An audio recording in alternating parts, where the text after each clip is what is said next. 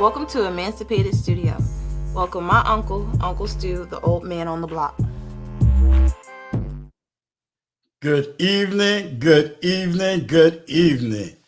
I just want to thank all of you for coming here tonight, because I got to say that you could be anywhere on these YouTube streets, but you chose to come to see Uncle Stu drop wisdom, knowledge, understanding, but most of all, be able to educate your mind as well as you educate me. So I do not take it lightly at all. So I just want to say thank you for giving me your time here tonight. So let's just, salute everybody here. We got Jay Bones in the house. My brother, Sir Hale Speaks in the house. Big Bad Bull in the house. Brown Eyes in the house. And of course, Deacon Dave in the house. And my right-hand man, the talent agent of this production company, Wealth Talk Productions in the house. And to all of you just listening all the way from China, all the way up north, all the way in California, we got Getty Radio in the house, and we got Alpha Male Honesty in the house. Salute to all of you. So I am hoping that your day is going well, and I hope that your night is going to go well, because we surely going to bring it home today. Make sure we get the likes up. Make sure that we are doing the housekeeping we need to do. Let's make sure, if you're not subscribed, subscribe. Make sure that you are watching these videos so that we can get these watch hours up and take this platform to the next level. So I need each and every single one of you to understand, as I've always said and will continue to say, you are not a number. You are a person, and each one of you means something to me. So, as I said, and will continue to say, I am here for you. I am here to serve you the best way I can. Now, I just came off of doing a live with the Emmy Award-winning Frank Gooden. And I'm going to tell you, he dropped the word, and I'm going to carry that word to you tonight. And that word is, what are you doing with your talent? What are you doing with your gift? What are you doing with that special gift that no one has? It is time that I help you to develop your gift, because the word says that your gift will make room for you to do whatever you want to do. So, whatever that gift is, let's cultivate that gift. Let's grow that gift. Let's develop that gift, because the gift is what is going to cause you to get all of the things you need. Imagine if you was able to get paid doing what you love to do. Wouldn't that be a great way to make wealth? Wouldn't that be a great way to make money? Wouldn't that be a great way to be a productive member, not only of your city, of your family, of your state, of your country, but of international, worldwide review? So these are some of the things that I am trying to put together to help you, to grow you, to develop you. I've said it before and I'll say it again. I want you to be 2 times better than Uncle Stu. I want you to build 2 times better than Uncle Stu. I want you to have more than Uncle Stu. And this is the motivation that I have for this platform and for the team and the networks of men and some women that I am building with. We ain't got time to look at other people and what they're doing. We ain't got time to look at the negativity of other platforms, because we're too focused on building the right thing for this platform. It's not about how much money I make and all the wealth I have. It's about you. And we're not going to bring nonsense and confusion. We know we're going to have the haters. They're going to be there, but we're going to focus on what we need to focus on, and that's building and growing and developing the best way we know how, and we're not going to stop. So let the haters hate and let us continue to build, because we're here not for the short-term goals. We're here for the long-term goals. So I just want each and every one of y'all to know that's where we're headed, and that's what we're going to do. Producing better content, producing better information. And as they say in the southern region, we're going to grow you up. And for those that's already grown, we got to give you the space you need to educate your brothers. Because one thing we learned in the military, no man left behind, and that includes man or woman. No one is going to get left behind. We're going to work hard and get it done. So now, without further ado, we are building, we are growing, and we are networking. So tonight, I introduce to some, and to others, you already know his name.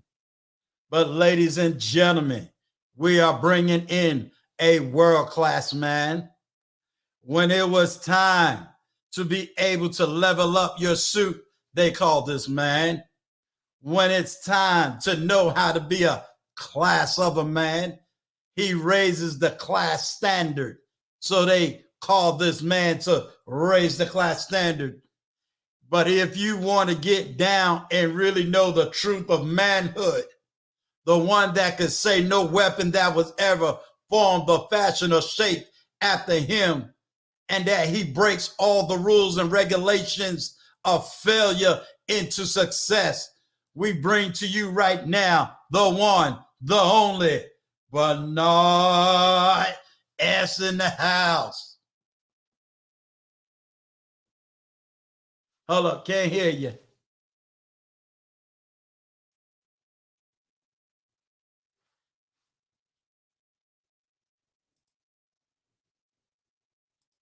Your mic might be muted, because it's not muted on this side.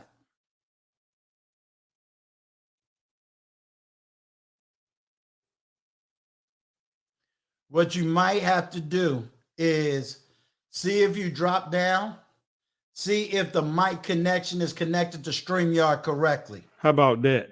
There you go. It was muted on this side. Okay. But anyway, what I was saying is I don't know how I'm going to come in behind that introduction. Thank you. Oh my Look, goodness. we got the bald-headed, smooth Hey, brother crew, glasses tonight. Boot, baby. There you go. All I'm missing is the jacket. I got that hung up. My bad. If I knew we was coming in like that, I would have came in a little bit more, refined. I got to hit one of them barbershops so I can get it right. Oh man. I got to get it right. Yeah. I'm just doing what I do, man. Just representing my family and my mother who raised me after my father died, and my family as a village who helped me. So I'm just representing them and my kids and my two grandsons. So What does that representation mean to you? a representation, that what that means to me is that you're always on commercial. People don't Mm, understand that. And what I mean by that is somebody's always watching you and somebody's always waiting for you to mess up.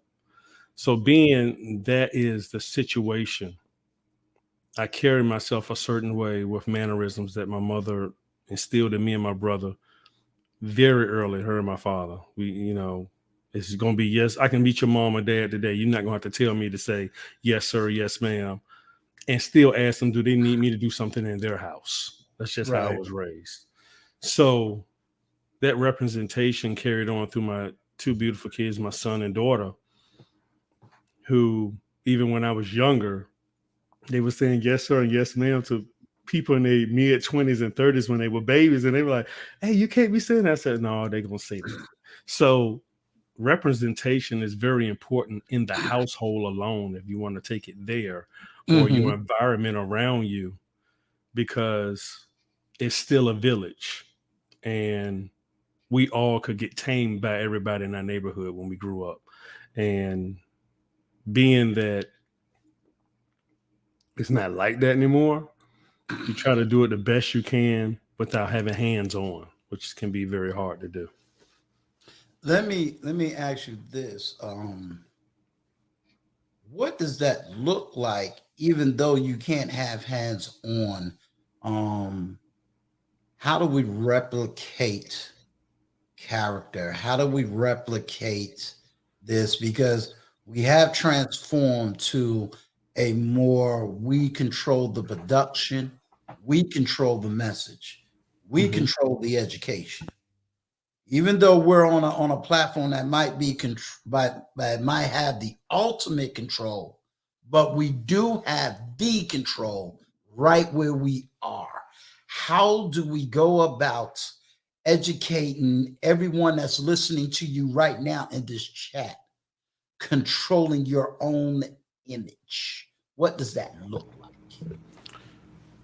Being that my mother and family, her sisters, and were in the educational field, I learned a long time ago when my mother used to be a teacher's aide and work with special needs kids. Mhm. And she would literally take me to school, sit me in a corner, but she would also show me each one's individual gift, which is where I'm leading this conversation to. You have to do it one child at a time. And that one child at a time is better than you just giving up on that one child, because that one child is almost like what the book says, but that one child can change 1,000 people Mhm. or 1,000,000 people, depending on who they end up being. Um, and that's a realistic question. Anything that anybody else might say, I'm not knocking it. But me being who I am, my platform is going to be about solutions, real solutions, and it's going to be my initial. Sometimes it's going to be no BS solutions, right? So, it's like I want you Mhm. to be able to walk away on how to do something, know why you're doing something, and I like to work from the inside out. So I believe, to answer your question, we have to start right here. We have to get the thought process right. It's a crucial thing. You have to get that thought process right. If you don't, um, and we know life happens, you really have to take that time with the child, because all of us that are grown are just recovering kids from childhood. That's all we are. And a Mm. lot of us, uh, when I have clients, I usually ask my clients in my coaching practice, I said, well, who am I talking to? the 15-year-old, the 8-year-old, or the 5-year-old? Because I know there's a root problem somewhere that carried on into that adulthood. So changing that child in the opposite direction, now that there's a child living inside of a grown person, you still have to deal with that child that's inside the grown person because they never got dealt with. And now you have a situation to where you have, which is all true, inside of every boy there's a man, inside of every girl there's a woman, inside of every girl every side of every woman there's a girl, inside of every man there's a boy. You have to know how to bring him or her up in certain situations. And usually we don't know how to do that because we're not trained to do that. So those are the things that I tend to read up on and want to be able to help people change one child at a time. Let me ask you, I'm going to come at you with two different angles. Okay. You never mentioned anything about your father. There's a narrative that says if he was only raised by your mother, hmm and how do you define manhood if you only had your mother in I your had my life? father up until I was 17. He died when I was 17. I became man of the house. So I had him up until then, him and my grandfather. They died within a year's time.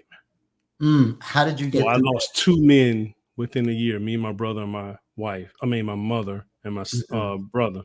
So it was just three of us. My mom lost her husband and her father, and me and my brother lost our father and our grandfather within a year. Very crucial moment. Easy for me to go left. Was I rebellious? Yes. I'm not even going to. I tell everybody that. So I had my dad up until I was 17, but he was a truck driver. Mhm. He owned his own landscaping business. And my mom corrected me. I had been cutting grass with him since I was like 10. That's how I was able to get my own Super Nintendo with the Mario brother that came with it, right? So he was a hard-working man. And it's funny because I truck drove for 14 years. My uncle truck drove. But then my uncle also had an ice cream truck. Then I had another uncle who might be watching that. He's only like Sherrod left. He was at a communications company for years, but he also refereed for 30 years, up all the way up through college. So in the Sherrods, we were just workers. From what I heard about my grandfather, he owned a store. He worked for Norfolk and Southern. And then flipping back to my mom's father, he was from Mississippi. You know, he in Tennessee, he had all the real hardcore stories. That's where I got all my history from. So to lose those two guys within a year, and it just like, and what I don't regret, and I tell everybody this because you mentioned this on one of your shows, I would come home, I walk home from school, and I would just put my book bag down and go sit under my grandfather and just listen to him talk. I wouldn't do nothing else. I just want to hear him talk.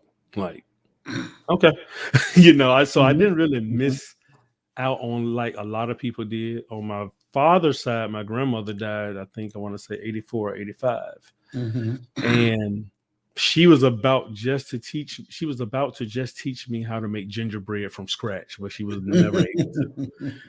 All Uh, right. but it was going to be passed on, right? Right. So yeah, but my father played a major part in my 17 years of my life. And he was a real good man to my mom. I mean, a real good husband, real good father. And every Christmas, me and my brother could never walk in the living room. We tripping over something. That's how much stuff he would buy. Right. So he good church going man, sung in the male chorus. I was the youngest one in the male chorus. I was 4 years old, marching down the little aisle, with Mhm. grown men. He Right. brought me into all of that. So yeah, he was very strong foundation with him, and I think it was just enough, thank God, to carry me over to where when I had my son, I just loved him as much as I could and still kiss him on his forehead to this day. He's Right. 25, but he's not offended. He might say something if he's watching this now, and my daughter won't let me kiss her in public. Don't worry. I got daughters that after a certain age, all that hug and kisses stuff that go out the window. Yeah. So I Mhm. get it. I get it. I want to go back to something that you said earlier. For you know, there's a book called Endless Road Travel, Mhm. and basically one of the chapters talks similar in the theme that you just spoke about. In every man is a boy, and every woman is a girl. Um, just did a serious live stream.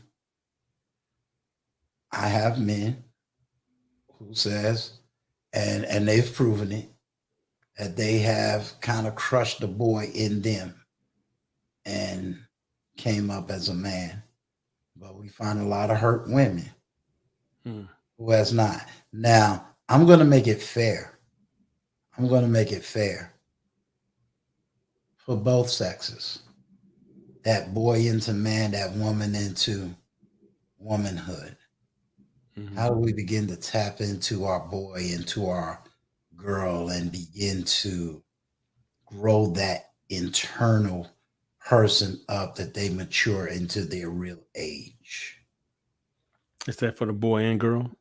Yeah, I'm gonna make it even tonight. Okay. Um, Believe it or not, that would be kind of easy for me, and my daughter's probably already laughing. But I tell my daughter, because you have multiple brothers and somewhat a crazy father, that gives you permission to act crazy with a man. I also tell her that doesn't mean you should be jumping in any man's face for any reason. I grew up telling her this. Um, and with my son, I said, you fight if it's in a defensive situation. And I told both of them that, because they both can be fighters if they want to be. So Mm-hmm. Mm-hmm. they both got that, honestly. But but it's like I taught them and I tamed them because their mothers were like, that's not their life. That's not their mother's life at all. So they, of course, I got, oh, that's all you. Yeah, all right. Well, at least I know they can hold their own. But after I would say that, I'm like, I would look at them and say, know when to hold your own. Right. Mm-hmm. And so being with my son, having two sons now, and he's looking at life a lot different. Our conversations are entirely different of what they used to be. And Mm-hmm. so I always told them, both of them, I'm not going to live through you. This is your life. I'm not going to live through you. I instilled that in them. And I also instilled in them, you're going to do better than me. I said, you have to. So my daughter's been out the country. I don't think my son has yet, but my daughter's been out the country like multiple times. So she is just like, she's already done stuff I haven't done because I haven't been out the country yet. I just had my head down working all the time. So they both have already done things I haven't done. My son went in the Navy. He gets out this month. Mm-hmm. And so I've always instilled in them, be the best person you can be fair to people. If you don't, it will show up at your front door. So I definitely can't tell people what to tell their kids. All I can say is to even the playing field, whether you're a single mother with a son or a single father with a daughter, you need to find the opposite of each for each that you trust and know that can guide them.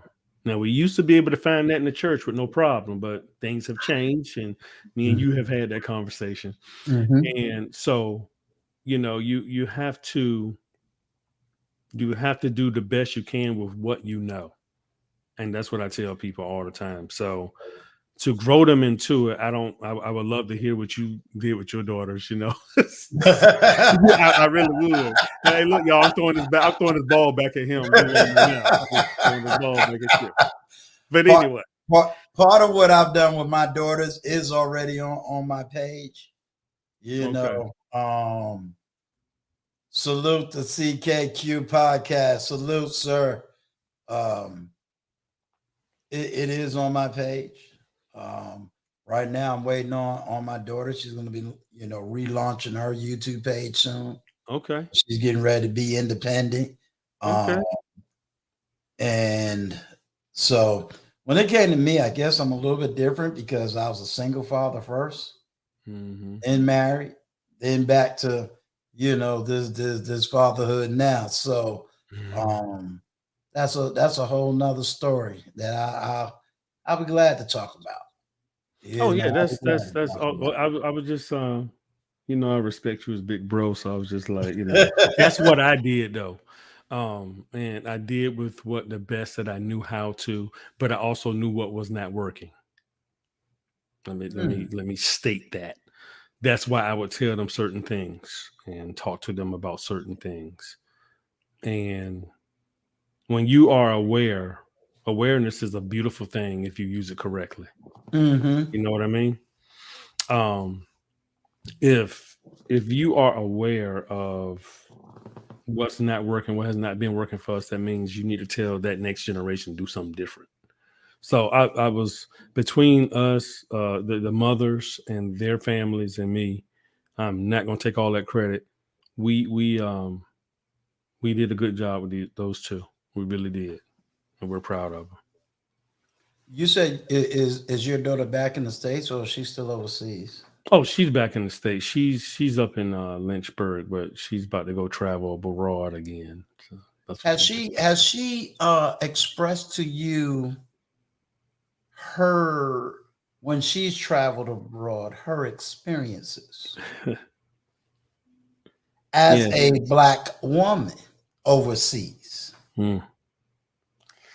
Because Yeah, she has. we always hear the narrative. I mean, of course, I've been blessed to travel over 3 times, and whenever this stuff that they got going on in the atmosphere decides to settle down, I'm going back again.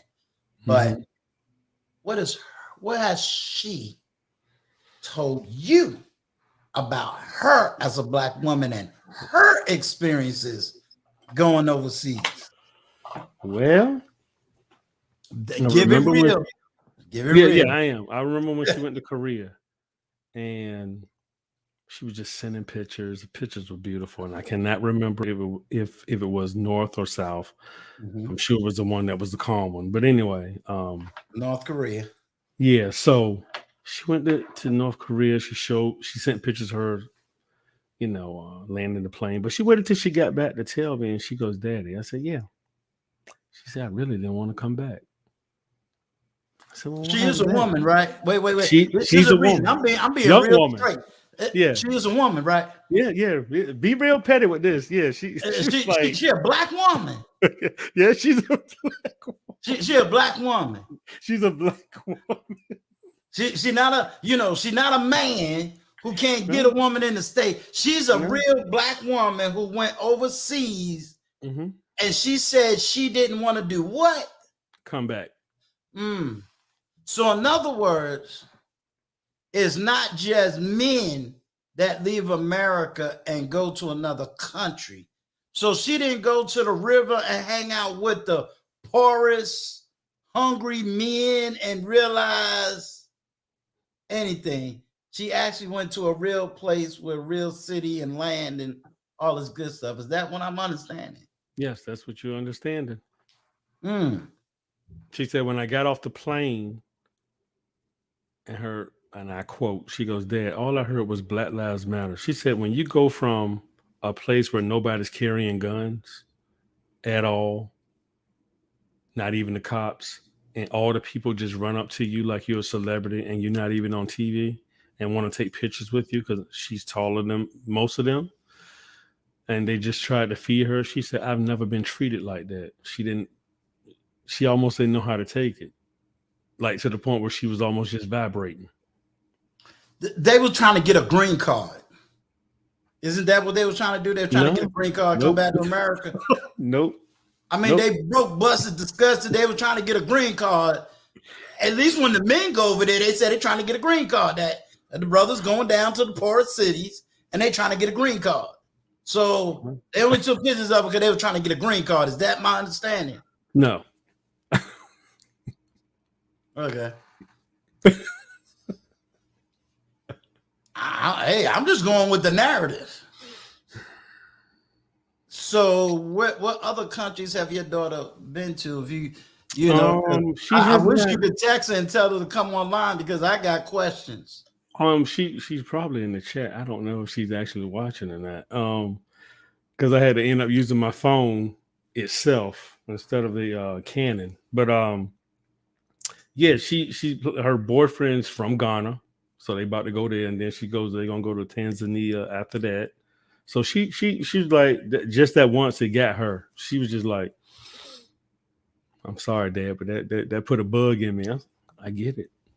I totally get it. So her boyfriend is Guyanese. Mm-hmm. So she is with a man that's not American, and he's Guyanese, and she been overseas. I get it. The Guyanese is the one looking for the green card because he come from the poorest village in his country, and he was washing shirts in the river. Is that my understanding? That's why No, he dating her. no, no. His parents live in Northern Virginia. They're from strong from there now.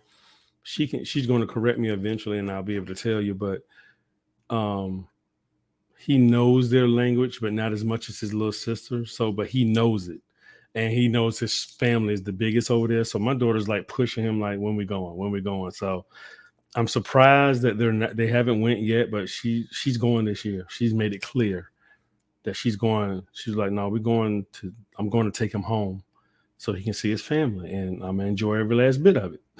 So she's excited. Wow. So my understanding is he's a broke, busty dude looking for a green card. He's just suckering your daughter, and she's delusional when she went to North Korea because they were really trying to just get to America because it's horrible. But that's not the experience you saying your daughter said. Is that? I mean, I ain't trying to box you in. Hey, I was told that for us men who've been overseas, this is the narrative. But that's your daughter, a woman, Yes. a black woman who came from a black man and a black woman. Said when she went overseas, North Korea, she didn't want to come back to America. Mm-mm. And she connected with a Guyanese who now wants to go to his country to be with the other part of his family. And he's not this broke dude looking for a green card. No, no. She's actually the one pushing him because she thinks he should go more often, even though his parents are here. And um, he was like, and so between my daughter and his sister, they're tight. They're like, no, you need to go. You need to know these things. You need to learn this. You need to know that. And so my daughter's so anxious about it because she knows it's just going to be a different experience. She's already gotten it, like you pushing. She's got a taste of it, and it's like, you know what? This is what it is. It's not what everybody thinks it is. And she sends me stuff all the time from overseas from TikTok, almost weekly. So I would love for her to, she ain't even got to come up. I would just love for her to talk to me about that because I was told some totally different stories. Like I ain't never been overseas. Um, so let's get back to you. Dad raised daughters, sons.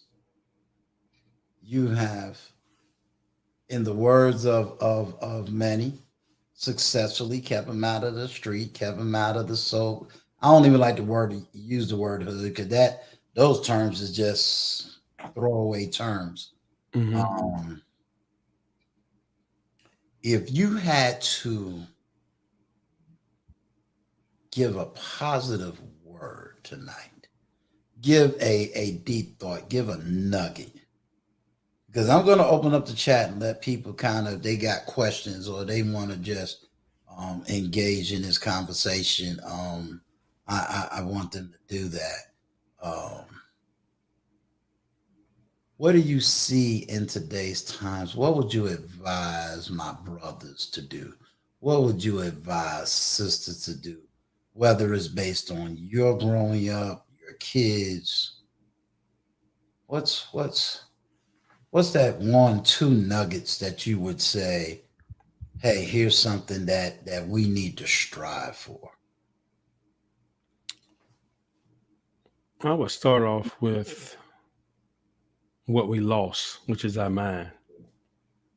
Mm, We got to get it right because it's an inside out thing. When you have things that trigger certain things, and not all of us lost our minds, but what it did do was it separated us because you have our culture thinking one way and the other culture thinking another way. There's really no middle ground. And then you have the other culture, as you say, Uncle Stu, the old man on the block, the old man against the young head, the young lion, as we call him, right? right. So it's like it goes back to your original question. It goes about getting them right here to understand who they are and how powerful they are. To me, that is one of the most important things that I think we can do as people because it's our mind is everywhere where it shouldn't be.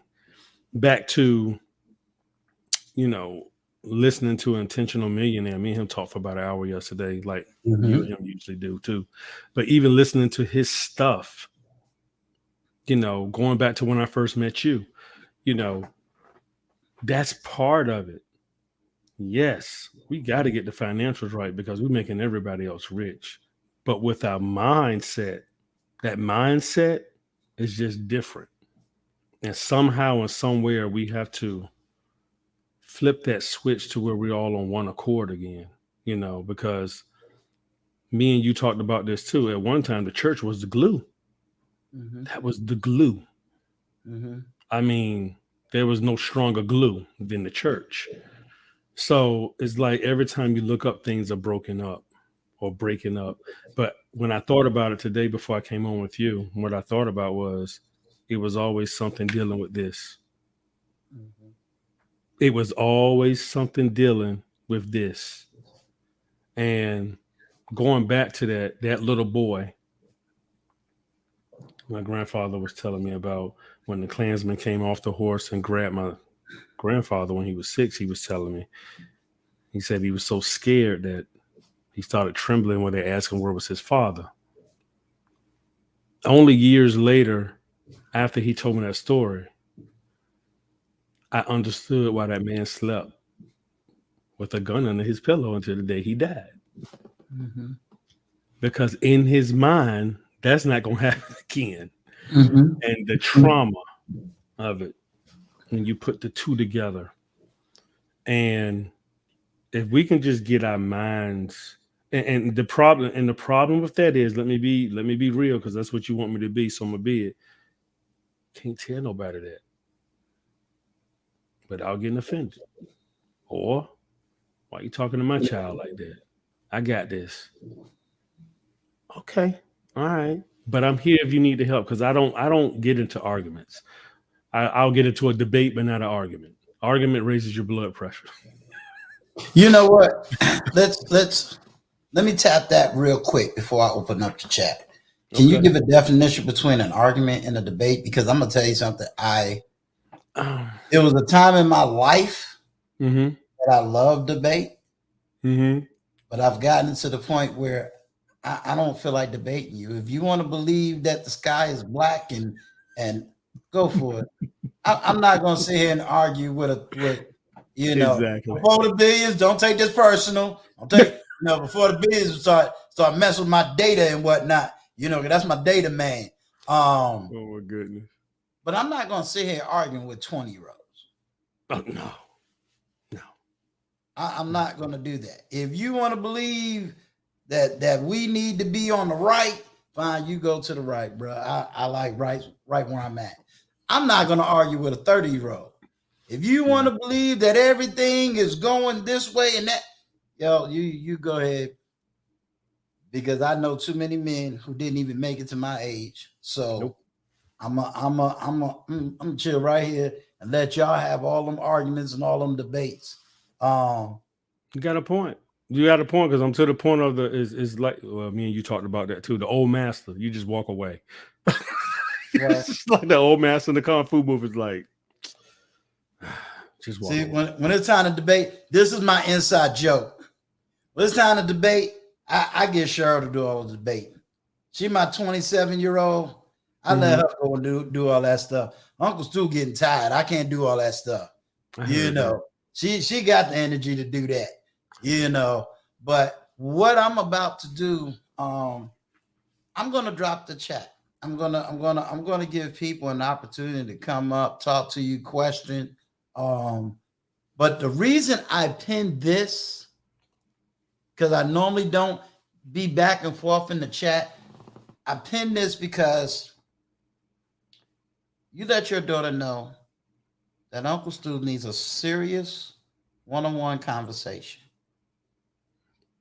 Because I will tell any man, I will tell any woman, stop the narrative, go get you a passport. And if you can only do it one time in your life, please go overseas. And when you do that, you will come back to America either doing one of two things. Either you'll respect the country you live in, because let's be honest, living here and until I travel, you don't have a full respect of what this country is. I'm not going to say it's perfect by no means, but there's certain things you begin to like, oh, wow, I see. Oh, wow, I understand. But then I also say, you don't realize how people see you as a Black person overseas. You have not woken up and realized they don't call you African American. They don't call you Black American. They don't call you Negro American. They call you American, and you're a star.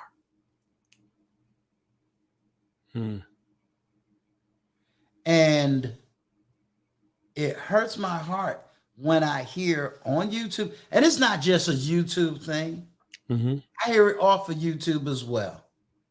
You hear people say, well, I've traveled. Well, where have you gone? Well, I've taken a cruise. No, that's not traveling.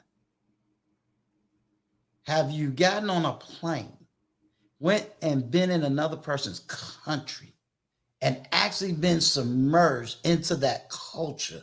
Do you really understand that? Do you understand why Black women in the 50s went to France and never came back home? Why was so many Black men who fought in World War II in Germany? Remember now, we're talking deep German hate Hitler, and came back having Jews and German wives. Do you understand that when a lot of Black women who graduate colleges, and right now I'm working on getting an interview with a student, female student, that I had in high school. She graduated high school, went to one of my top colleges in New York, and ended up playing professional female basketball overseas. And right now we're trying to work out that interview because she's going to talk about her experience and coming from a small little town in North Carolina to going overseas, and the experience she had was mind-boggling. And she admitted it. So I challenge anybody, travel, even if you do it one time. I agree. Even if you do it one time. I totally agree. That's Because why I played and did the whole, wait a minute, that's not what we hear. These brothers is dusties. They don't know what they talking about. The women overseas, they broke, they ignorant, they dumb, they stupid, they everything. But maybe they're human beings who is looking at a country that has things their country don't have. Mm-hmm. To be in a country where if you don't work no more, you, I say this with sensitivity, but I say this with all humility. You and I got the freedom. This is powerful. You and I got the freedom to quit, go live in a car, and still be able to eat. We can go to the woods and still be able to eat and drink and bathe and still be happy. You got other countries can't do that. Mm-hmm. You live in a country that you can get online and say, I hate Barack Obama, I hate Trump, I hate this, I hate that, and still wake up the next day. I don't think we really realize what was happening. Did I say America is perfect? Nah. No. But doggone it, we really need to get overseas. Yeah. And then we know how to work in our country. Right. What we need to do. But Right. Lucchese is my new librarian. She done gave me these books, and I got to go find these books. So, I got to let her know, don't give me a book. I'll order it the same within 5 minutes of the title. It'll be I'll be showing her on my next line. Look, I got the book. I got the book. Feel like a Jordan Peterson book, right? Just like, I got that too. I got that too. I got it too. Great I book. am getting ready to drop the link for anybody that want to come up, either ask, Bernard any questions. If you just want to talk to me, if you just want to add to the conversation, as is stated, you now in Uncle Stu's neighborhood. Let's get the conversation started. And I just want to say, as we waiting on people to come up, I appreciate the fact that you gave me your time, your knowledge, your wisdom, and hopefully, one day introduce your daughter to the platform as well. And definitely. She already knows she's coming up. Yeah. She already knows. She already knows. Okay, excellent, excellent. And like I said, anybody that let's see. Traveling is the best. Yes, absolutely. Absolutely. Absolutely. Like I said, I'm just waiting to see if anybody want to come up. Sir Hill Speaks said, now I got to go. He gonna make me work. I got to he told me I had to redo my intro. Boy, they be on me, boy. They be on this perfection stuff. They be like, nah, you gotta fix that. Nah, you gotta let them stuff, wrong. man. You And I'll be like, your grammar wrong. They be on it. They be on it. They be on it. So they definitely on it. Question for you, Bernard. What do you do for a living? I work in communications. So pretty much when the COVID hit, we couldn't go home because we had to make sure all you guys could be online. I never went home. So I work in the communications field. How does now when you say communications, because we run fiber to make so people can have internet. Let me ask you something. Since you run fiber, if y'all got a question and don't want to come up or don't want to come up, put a Q in the chat. Ask your question, and we could definitely get those questions answered. This is big argument, and I need to know: is it a political issue? Is it an economic issue? Is it a corporate America issue? That fiber optics is not everywhere in the United States. Now you got some that says fiber optic is just not in quote unquote poor neighborhoods, but then we got to define poor, whether we're dealing with urban poor or we're dealing with the suburban or the suburbs or the rural areas of this country. Is that a political issue? Was that a corporate issue, or is it just political? political? Just like how in Norfolk and Suffolk, we're not allowed out there. I can't say who I work for, but we're not allowed out there, even though everybody wants us out there. Um, and I'll help everybody out who I work for, but Charter No, and Cox are in those places. So when we go to places, everybody's like, "Hey, y'all coming out here?" And far as I know, from what I asked supervisors at my company about Norfolk, they was like, "Hey, somebody's in bed, and it's political. It's just they got it on lock. Exception of from what I've been told by the guys at my job that's been there for 20 some plus years. There was one neighborhood out in Norfolk. They had enough money to pay us just to come in just for their neighborhood. It's a gated community, but they were like, "No, we want y'all." So yeah, in most to answer your question, in most communications all over the United States is political because they don't want nobody to monopolize it because people keep merging. I'm going to say that I know that to be a fact. I lived in North Carolina for almost 17 years, and there are areas in North Carolina where you couldn't get certain phone services. And if you carried that particular phone company and lived in that particular city, you had so many problems with your phone calls dropping. And they immediately would tell you, we can't go into that city because of that very word that you said. They had a monopoly. So you had to deal with their phone companies, you had to deal Yes. with their high prices because Yes. they monopolized.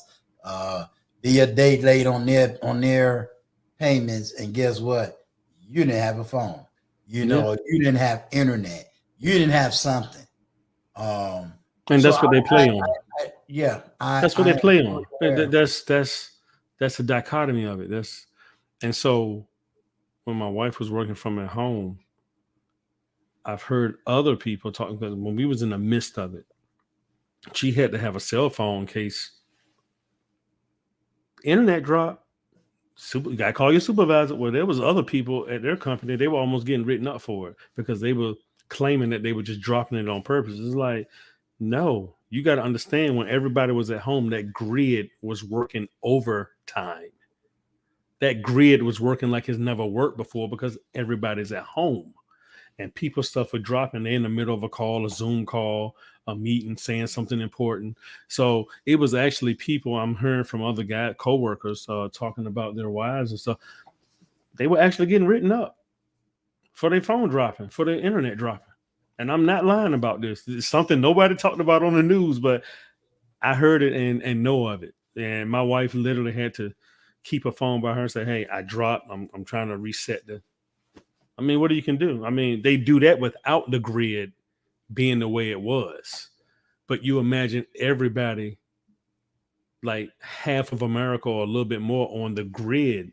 It was very, very hard to keep people up and running, and not including when somebody knock a pole down or something like that. So appreciate that, D Webster. Thank you. This is all Uncle Stu. So Uncle Stu, I did have something else for you. Sure. A little nugget. I brought this with me. No parking. Yeah, I got Okay. that. I got that from when I was out on a job. I found it. And my wife said, "Well, what are you gonna do with that?" And I said, "I might hang it up and if it fits in on the wall for my show." She's like, "Well, Mm-hmm. why would you do that?" I said, "Because around me, you can't be psychologically parked. I won't let you. Mm. I won't let Explain you." that. I'm gonna play stupid. What does that mean? Huh? What does that mean? It's like Explain it. being psychologically stuck, or the car's not running, but let's find out why the car's not running. You got certain things you check. You do a diagnostics. The diagnostics is where the therapist comes in. Not Bernard. I'm not a therapist. I am a life coach. I read a lot of books. I know a lot about the brain, the limbic system, and all that stuff. You go to the diagnostics, the therapist, kosher clinician, okay? people like him. And after you find out the diagnostics and what's wrong, you deal with the problem. So when I say no parking for me, in case you come with, oh, I can't afford a therapist, I'm gonna give you everything I got to help you Mm-hmm. to thank you, brown ass. And so what's up, the Millennial Mark TV? So I'm gonna give you everything that I've learned because all the books that I read, Uncle Stu, I don't know if I told you this. I read books of people who's done a lot of research, like me and you talked about Jordan Peterson. So I Mm-hmm. read a lot of psychologists like him and psychiatrists like him, or the books they read to become psychiatrists to learn the techniques. If Mm-hmm. you tell Bernard you can't afford a therapist or a kosher clinician, but let me tell you this: you should pay that man and people like him because they went to school for that. That's what they do. But then I'm the no excuse guy. Once again, no parking. What's the problem? What triggers you? What are you talking about? What triggers you? No, I want to know what triggers you, because if I know what you know triggers you, we can work on some things, and I can give you some suggestions because I'm only allowed to suggest as a coach. A lot of people need to know that the school I went to was 32 hours from Friday to Sunday, like 12-hour days, something like that, 10, 12, 11 some hour days. And I got accredited. But what they got us straight was you're only allowed to suggest. So let's say they have a trigger problem, right? And I'm gonna drop this and I'll let you do what you do. Triggers usually tend to be the location you at, the time, your emotional state, the people around you, influences, and the thing that happens after the immediate reaction following the habit. Those are your 5 triggers. So, CKQ podcast wrote this. Would them being closed minded count as psychological part or them not wanting to think beyond surface level? CKQ podcast has an awesome stream. He been doing this for a minute, so he got his own little well, I crew that he appreciate got. him even questioning me. So thank you, Yeah, he CKQ, for and I was acknowledging supposed to a be on this brother. podcast, and we got schedules mixed. He tried to get me at the last minute, but I will be over there, I brother, to still, watch you. I got support you. and represent. Yeah, he got a Um, nice podcast. that is, would it be closed-minded counter as psychologically part or them not wanting to? I'm gonna go with the latter part. They not wanting to change because you see, we all, once again, it goes back to adulthood. I think Uncle Stu said it the other day. I want to say it was last night or it was the other day. To a certain point, when you're an adult, you know better. There's no excuse. Uncle Stu don't think I'll be listening to him. When you are an adult, there's no excuse. So that means to me, you don't want to change. You want the tow truck to come get you. You want somebody to come save you psychologically. You want it to be all about you. And see, people got to understand the 6 human needs. Certainty, you feel safe. Uncertainty is not knowing and learning.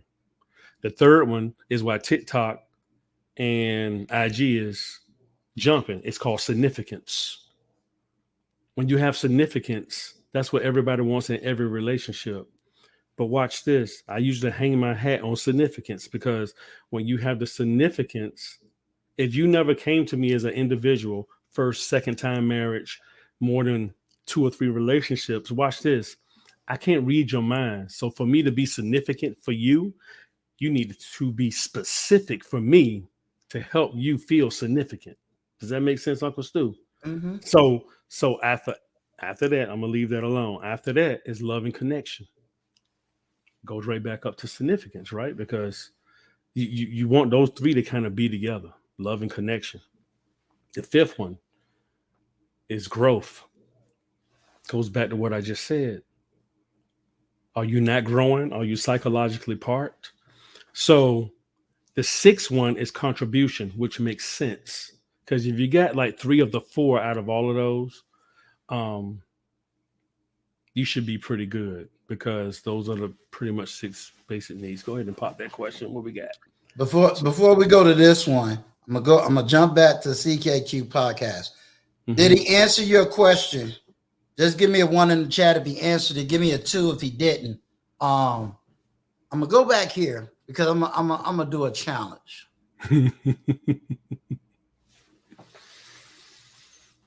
And I'm doing this challenge because I do similar to what you do, except I'm not quote unquote a life coach. The You question do be it. You do it. Stop playing. Whatever. Whatever. the question is the terminology denial. See, I always say that if you can't get past denial, everything else goes to the wayside. So if I deny that I don't have that I'm good, I say that everybody else is wrong. Okay, he said you answered the question. Oh, tell them thank you. Denial. And how do we get past denial? Because if I don't see that there's something wrong with me, how in the world can I even think about going to get the healing? If I'm a 30-year-old and I felt you diss me, I'm going after you because I don't see I'm wrong if I feel you did the attacking.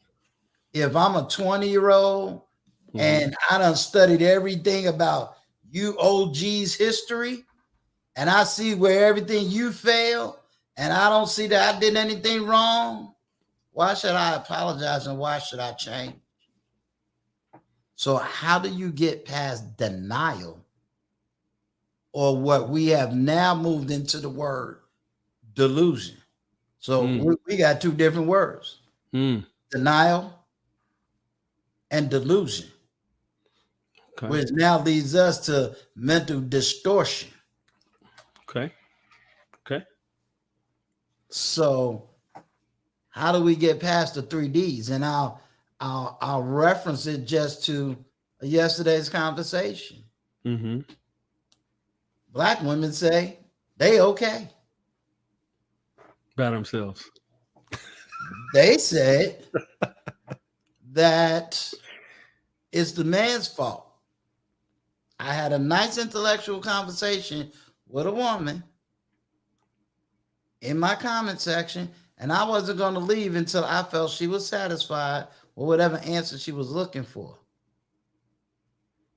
It's your men's fault for making a baby and then walking away if you have this symbiotic connection. Period. It's your fault. Why you men do that? Why y'all don't stay regardless of how we as a woman act? Why y'all don't stay? Why y'all just making these babies and y'all just bad people? The church says y'all evil. Society has said you black men is just no good. So why in the world are you saying to us that we need mental health therapy? So if I'm denying reality, regardless of the facts being presented, how do you get past facts versus fiction? How do you get past denial? How do we handle that kind of conversation, Coach? Well, They ain't running to no kosher clinician. no, They're they're not not. running to no Nielsen counseling. No, they're not. They run into the other platforms that tell them they're mentally okay. So how do we go from one side to the other? It's funny that And you I'm said. not being a hypocrite. Oh no, I'm it's funny that asking you a said deep something question. about denial because this is a book that thick on egos that I read, and the first thing it talks about is denial. The book is that thick on egos, and one of the whole full sections is like just denial of the child died, denial of this, denial of a sexual. I just got finished reading this part of it. part of the ego system that they've written a big book about, like this thick, about the size of a Bible, talks about denial. And once again, it was mind blowing to me because it's like, man, that's part of the ego. And like I told you, I read books that does a lot of research. This is years of research. Okay. So as for Bernard, that's what makes me different as a coach, is that I go far beyond trying to understand the psyche, down to the point where I have a book on body language. I watch how people stand. I watch how they talk to me. Like right now, you're relaxed. I can tell when you're thinking about something because you put your hand up. Look, I've not mastered it, but I look at stuff like that.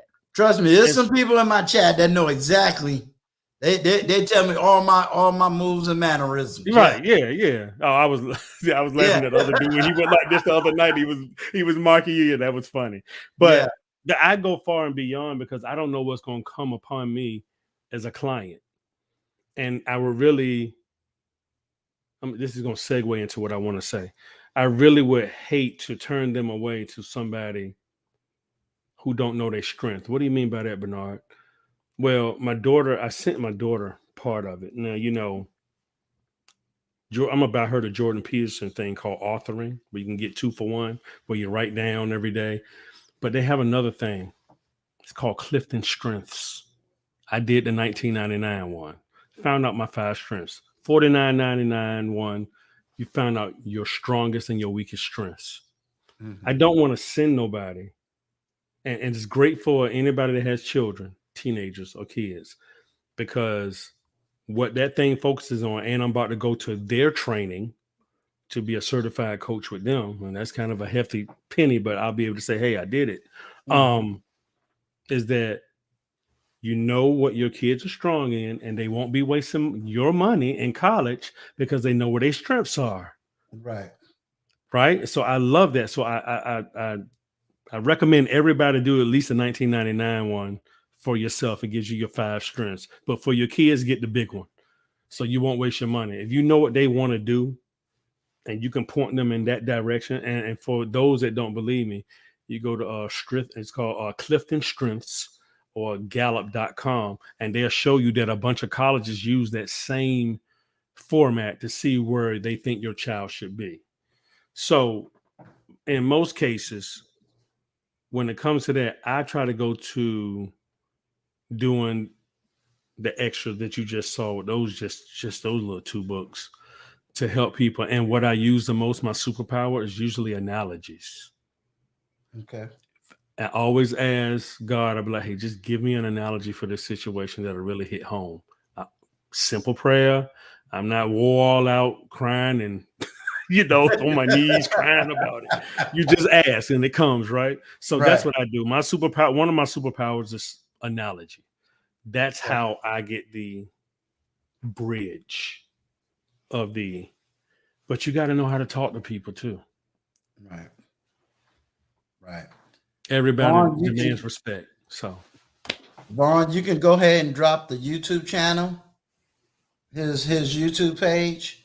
Then you have a question, Bernard, which is, for the young Black youth, do you believe being a social media star has taken the place of being a rap star in today's world? And is that a bad or good thing? I'm going to jump on that question. Go ahead. Should go? The answer to that question is absolutely yes. Yep. You have a lot of content creators that basically has just jumped on here to be a YouTube star. Now let's make it real clear. Salute to you, 100 watts. Let me make it clear the difference between a content creator that is giving you what you want and the content creator just making noise. You have to understand that there are some 20, 30 something year olds that do nothing but celebrity type commentaries. You got some that are V bloggers, which is they're just video blogging their life. If they're making money doing that, I'm not mad at them at all. If they're doing video celebrity type junk, I'm not mad at them at all. Mm-hmm. But if you're going after content creators and all they got is chaos, and guess what? You running in and paying for chaos, celebrity status and fame, yeah, you got that. Yeah. And it has replaced a lot of things. So I would say it's on you to pick and choose what you want to watch.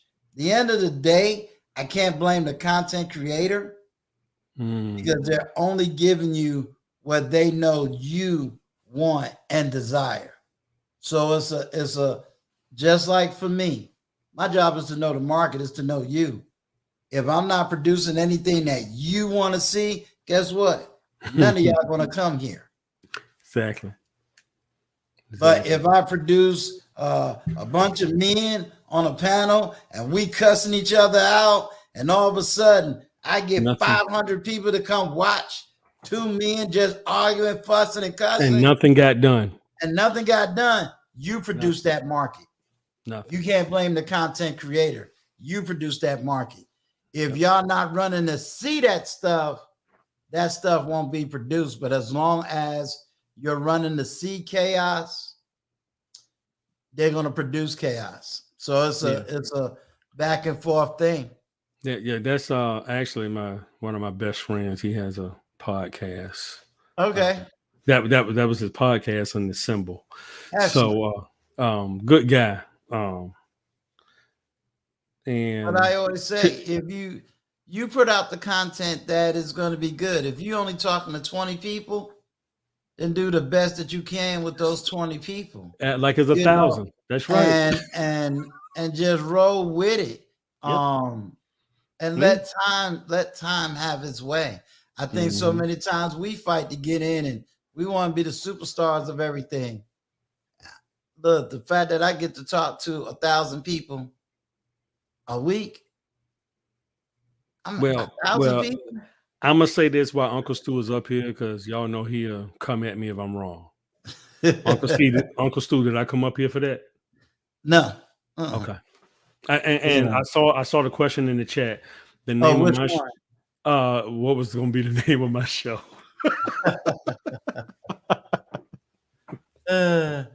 I think y'all know Uncle Stu is pushing me, right? Do you have your YouTube channel ready? It's not ready yet. I'm still working on it. Not a problem. With Melissa Jane, I want y'all to know she is the bomb. So she's been helping me out. But the name of it is going to be Facts and the Uncomfortable Truth with Bernard S. Because that's what I'm going to come to do. Big shout out to Chicago Rilla. Yes, and big shout out. Yeah. And what is Chicago Rilla? And he's been in the game for a minute. So what did he say? But we love anarchy.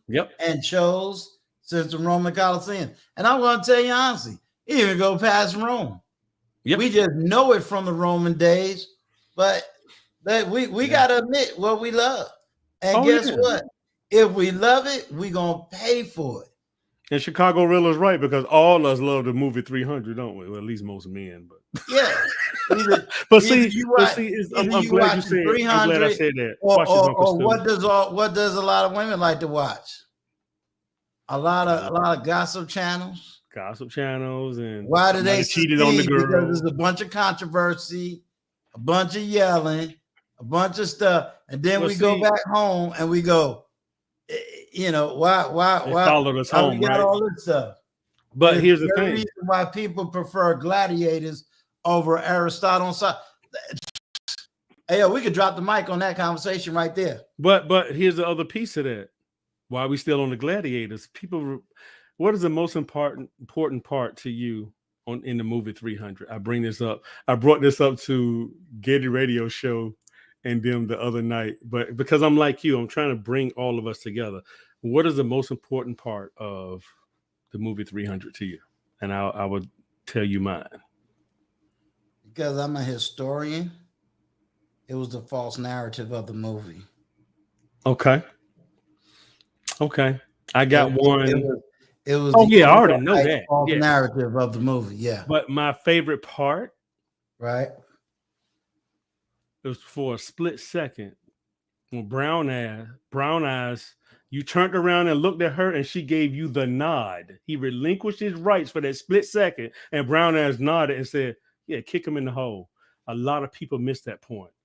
Mm-hmm. Because he still let her be a queen in his dominance of being that guy. And that's one of my favorite parts of the movie. You know, he just looked at her and she was like, it was like, man, that was powerful. Look, I was got, like, whoo. yeah, I got inside jokes. You ready? I'm a star now. I got Chicago Real in the chat. I got CKQ up I on the know. platform. I'm on the platform with these guys. Break What am out I a doing up here? champagne bottle like I done made it to the big times now.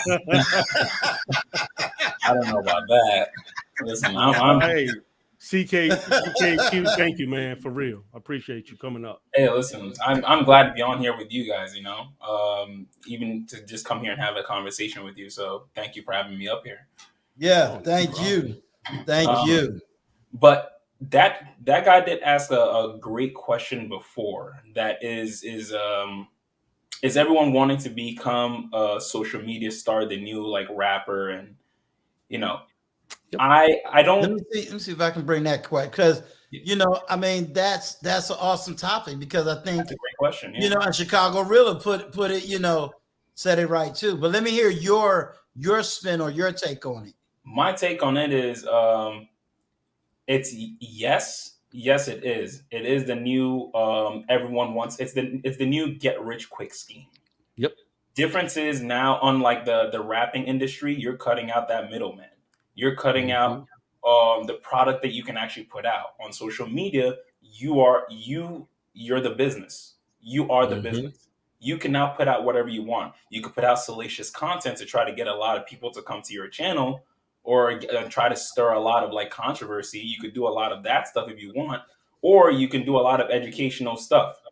I think where a lot of people go wrong in this whole thing, or not even go wrong, but a lot of people try to follow the trend.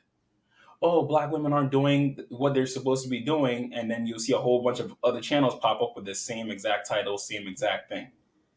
Oh, women aren't doing the things that they're supposed to be doing. So, and it's a whole bunch of different things. Whereas we're all not stepping away from the computer. Because I find things back in the day were far more creative. We came up with much better ideas because we weren't looking at other people for ideas.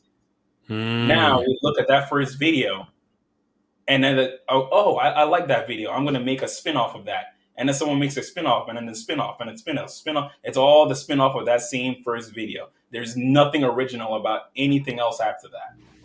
Right. You know? Nothing original. You are so right. There's so no more right. originality. So social media is good, but it also stunted a lot of our creativity's growth.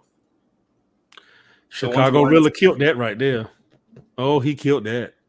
Yeah, and it was all for us. I'm just saying. So I don't know. Well, you know what I'm saying?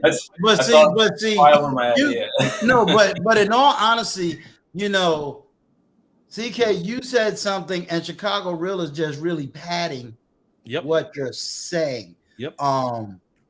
When I started this platform, I took it seriously, and I took it as a business.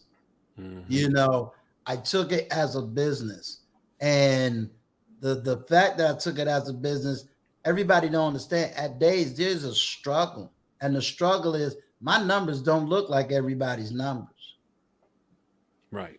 Because I'm trying to help the community the best way I can. You know, not only providing original content, and original thought, and original ideas, but it's like I gotta sometimes take YouTube arguments and take it to the street and say, okay, are y'all really going through this? Because this is what they saying on YouTube versus which, you know, and I'm actually surrounded by 23-year-olds, 28-year-olds, 30-year-olds out on the street to help me balance. Well, what's a YouTube argument versus a reality argument? But now it's even moving up where producing better content.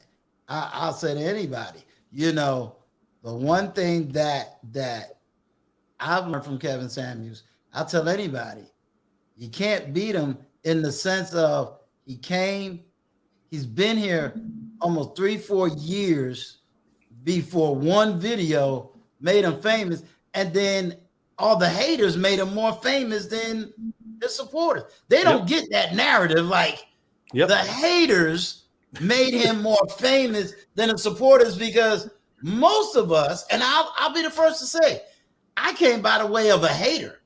I just happened to be watching this TikTok video and saw this black dude in a suit going off, and it was like, well, who the heck is this? And then it was like, Average at best. yeah, you know, Average at best. Like, I saw that one live. Oh my God. I just like covered my face. I was like, did he just say that? yeah, but see, Man, you should, man, if you could have saw my face, I just like blushed like a little kid. I was like, did he just say that? but then when I go to his back videos, it's like, well, dang, he was tagging black dudes like this. Yes. Even worse. Yes. You know, it never went viral into this. But I also took the narrative of, hey, here's this dude who looked just like black men. I'm from New York. So see a black man in a suit is nothing. Mm-hmm. But then what he was saying was the same stuff we were saying in 1995. So it was like, okay, the language ain't changed. He just put on a suit. But he was basically very well presented.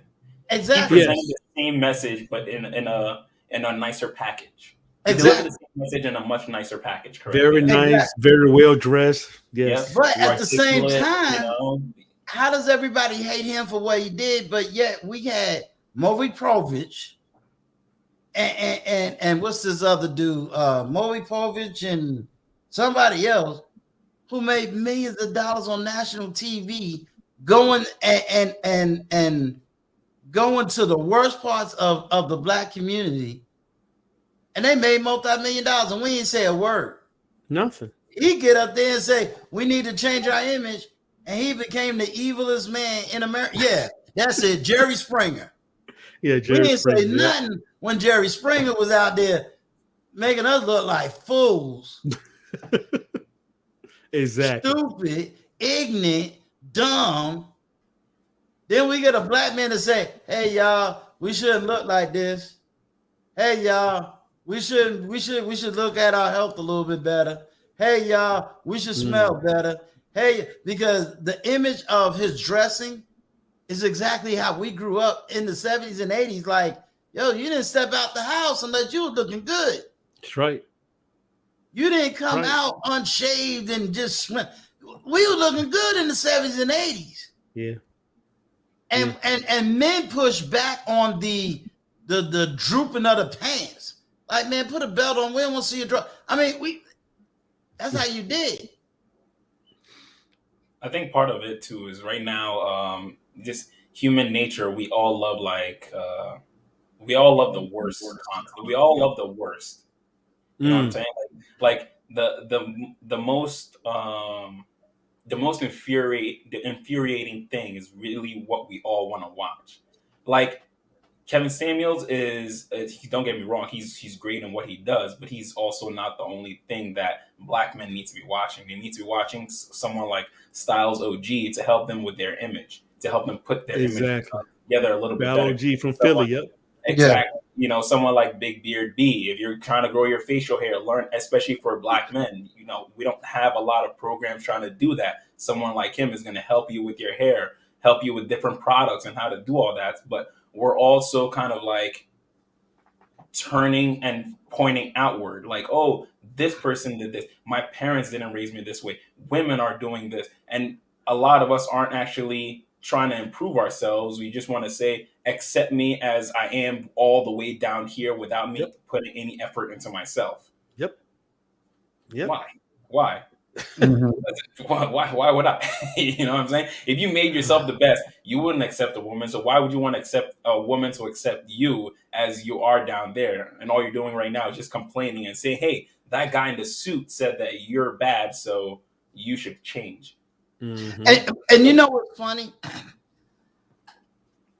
Here's the funny part. I'm gonna take your narrative and let's go back. Even if I listen to certain things that KS says, the irony is he said what you have said. He has said what you have said. Like, okay, you have to be here, and even in order to get the results of what you're looking for here. But then the catch-22 is, because I've had it done on this platform, I have to admit that I'm seeing things today that Bernard and I ain't never seen growing up. What do you mean by that? Meaning, we never had to deal with this family court system the way I'm seeing it being dealt with today. We've never had to deal with the over venomization of what I'm seeing today.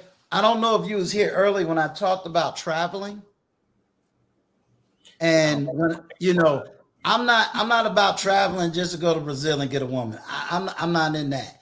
My thing of traveling is go travel and really see the world so that you got a world perspective, not just what city I grew up in perspective.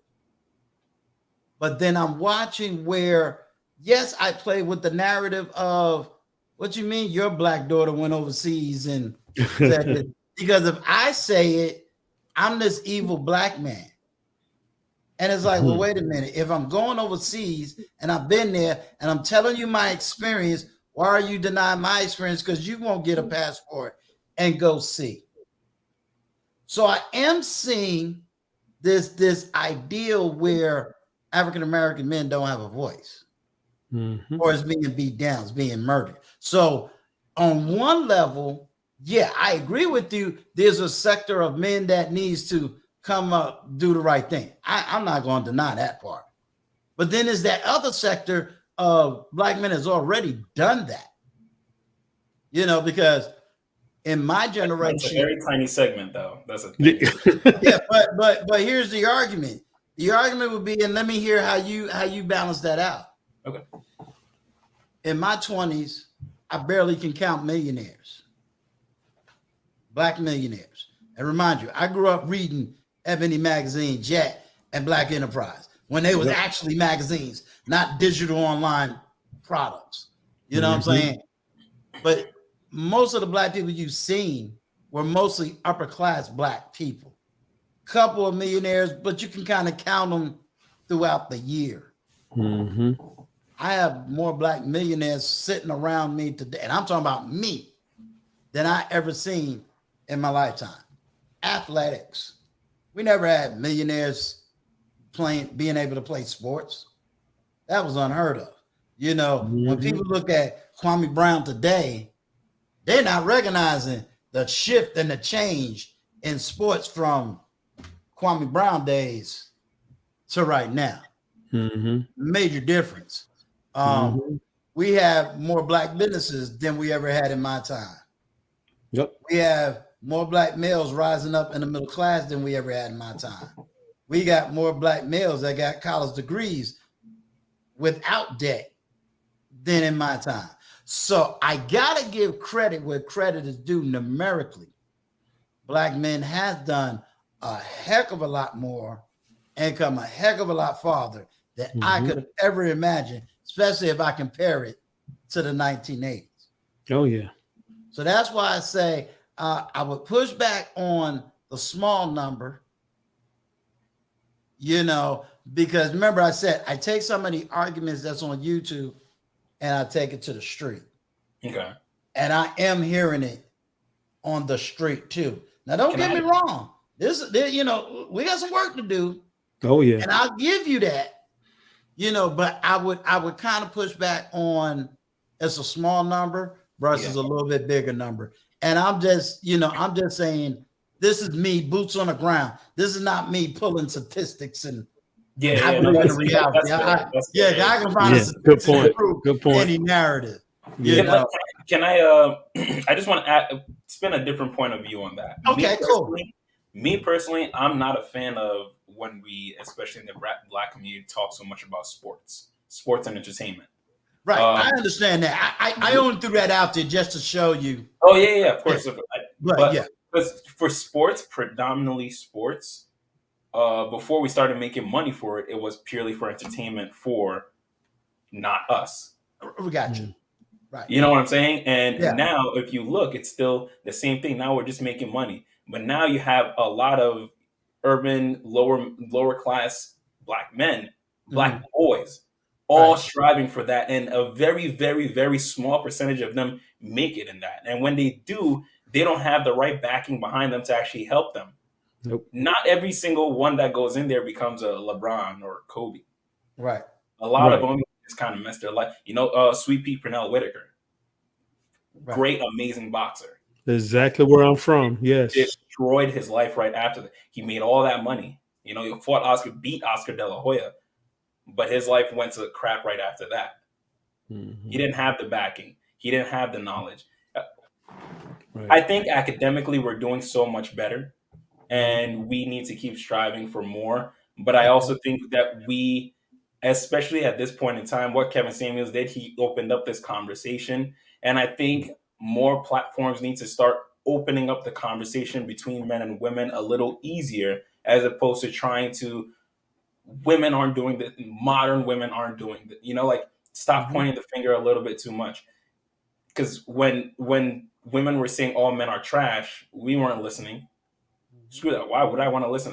You're calling me trash, and now we're doing the same thing, exact thing back. Oh, and it's funny that you say that, because believe it or not, that's what this platform is. It's the open conversation. I like that. That's what mine's gonna be about. Yeah, it is. Now, yes, my analytics is telling me I'm 70% men, 30% women, but I got some strong sisters that rock with me because they know I'm not here to beat up. I'm here to empower the brothers while at the same time educate women to love the man that they're with. So, and there's nothing on my platform where a woman has come up here in an interview or a conversation and ever felt beat up, talking point for talking point you're not going to find that, So yeah, I definitely had that. Matter of fact, ironically, I'm snatching one of your people for an interview. Who is it? Blooming Ebony or Danielle or Fly Nurse? Fly Nurse. Hey, yeah, Danielle. I'm taking Fly Nurse. I mean, CKQ, you are, and just meeting you, I read people very well. You are a strong bridge that we need. Thank you. I appreciate that. Let me make sure I look you in the eye when I say that. You are a strong bridge that we need. See, the problem is you don't get this from older men either. See what I'm saying? I'll be 48 in 2 months, but I don't have no problem seeing, and me and Uncle Stu, I can speak for him while he's right here. We don't have a problem passing that baton to somebody we know they can run faster than us and that's thinking like us at a younger age, because y'all are far and few. That's a fact, and you what you're doing and the way you brought yourself up here my first time meeting you, you are a bridge, man. You definitely are a bridge, and I want you to know that and hear that from me first. If Uncle Stu disagrees, he will come at me and bite my head off and give it to me. I have a lot. I still need to work. I'm still a work in progress. See, the whole thing is he already knows. I already told him. But see, I haven't talked to neither one of y'all. Yeah. That's not a coincidence that I'm saying the same thing. I've never met you, and I see that in you. So being that you're a work in progress, I forgot what the word was, but in the Bible, it talks about how God hides things. So we won't see the stuff we're not supposed to see. You know you're a work in progress, but certain things are hidden for a reason. You see what I'm saying? So with you saying the work in progress, I understand the language. Don't beat yourself up. Just keep going. Keep going. Because I know that language as a life coach. You understand what I'm saying? Yeah. I'm a work in progress, man. No, it ain't like that. And it's like, oh, I hope I did. No. We all a work in progress until the day you die. Until the day you die. But young men like you, we need you. We need you, man. I'll tell you straight up. I'm man enough to tell you, and I don't have no problem saying it. And this is the type of conversations that I'm going to have where we uplift people. We need Uncle Stu. You know what I'm saying? We need you. We need me. But I want the real conversations because I'm not up here for fame and fortune. I'm not. I'm here to serve and to uplift guys like you two guys. And we get this work going. I'm gonna come in with solutions. And just like a few little nuggets that might have helped some people tonight, that's what I'm gonna always do. Yes, somebody might say, man, you should be charged for that. Why? I don't care about the stuff that I give out that some people think sometimes I should be charged for. Let me tell you why. I have 2 grandsons. I don't want the blessing to come to me from what I'm planting. I want it to go to them too. Understand what I'm saying? So I appreciate it. Big up to Top Williams. What's going on? But yeah, man, I just wanted to say that to you personally, I got Tack Williams in the house. Oh y'all working on my numbers. I thank you, appreciate you, bro. And that's my homeboy because I'm from New York too. So yeah, I'm famous. But no, I didn't get Blooming Ebony because my data engineer got her.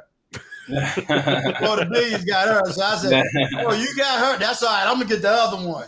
So we gonna swing around the other direction. But no, I'm working on a date with her.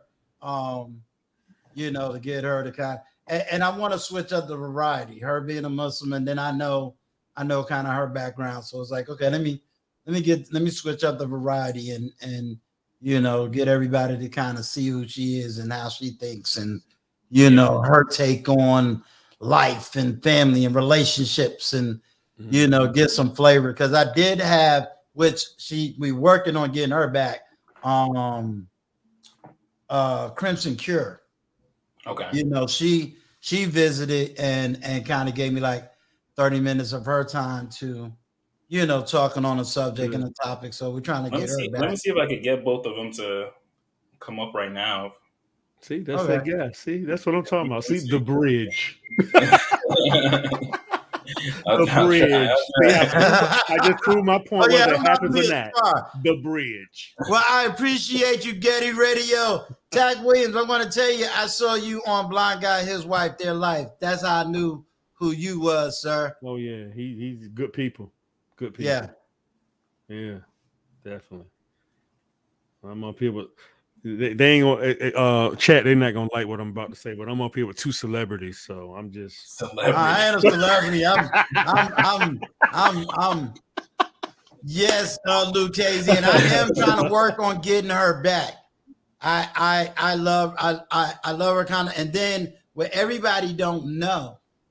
You see, I was a Muslim for over 16 years before the conversion, so you're looking at somebody that can talk about it, be about it, as well as made my Hajj to Mecca.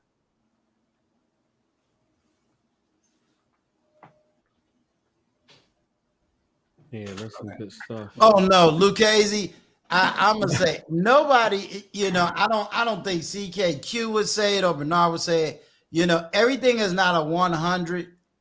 To me, if you got 80%.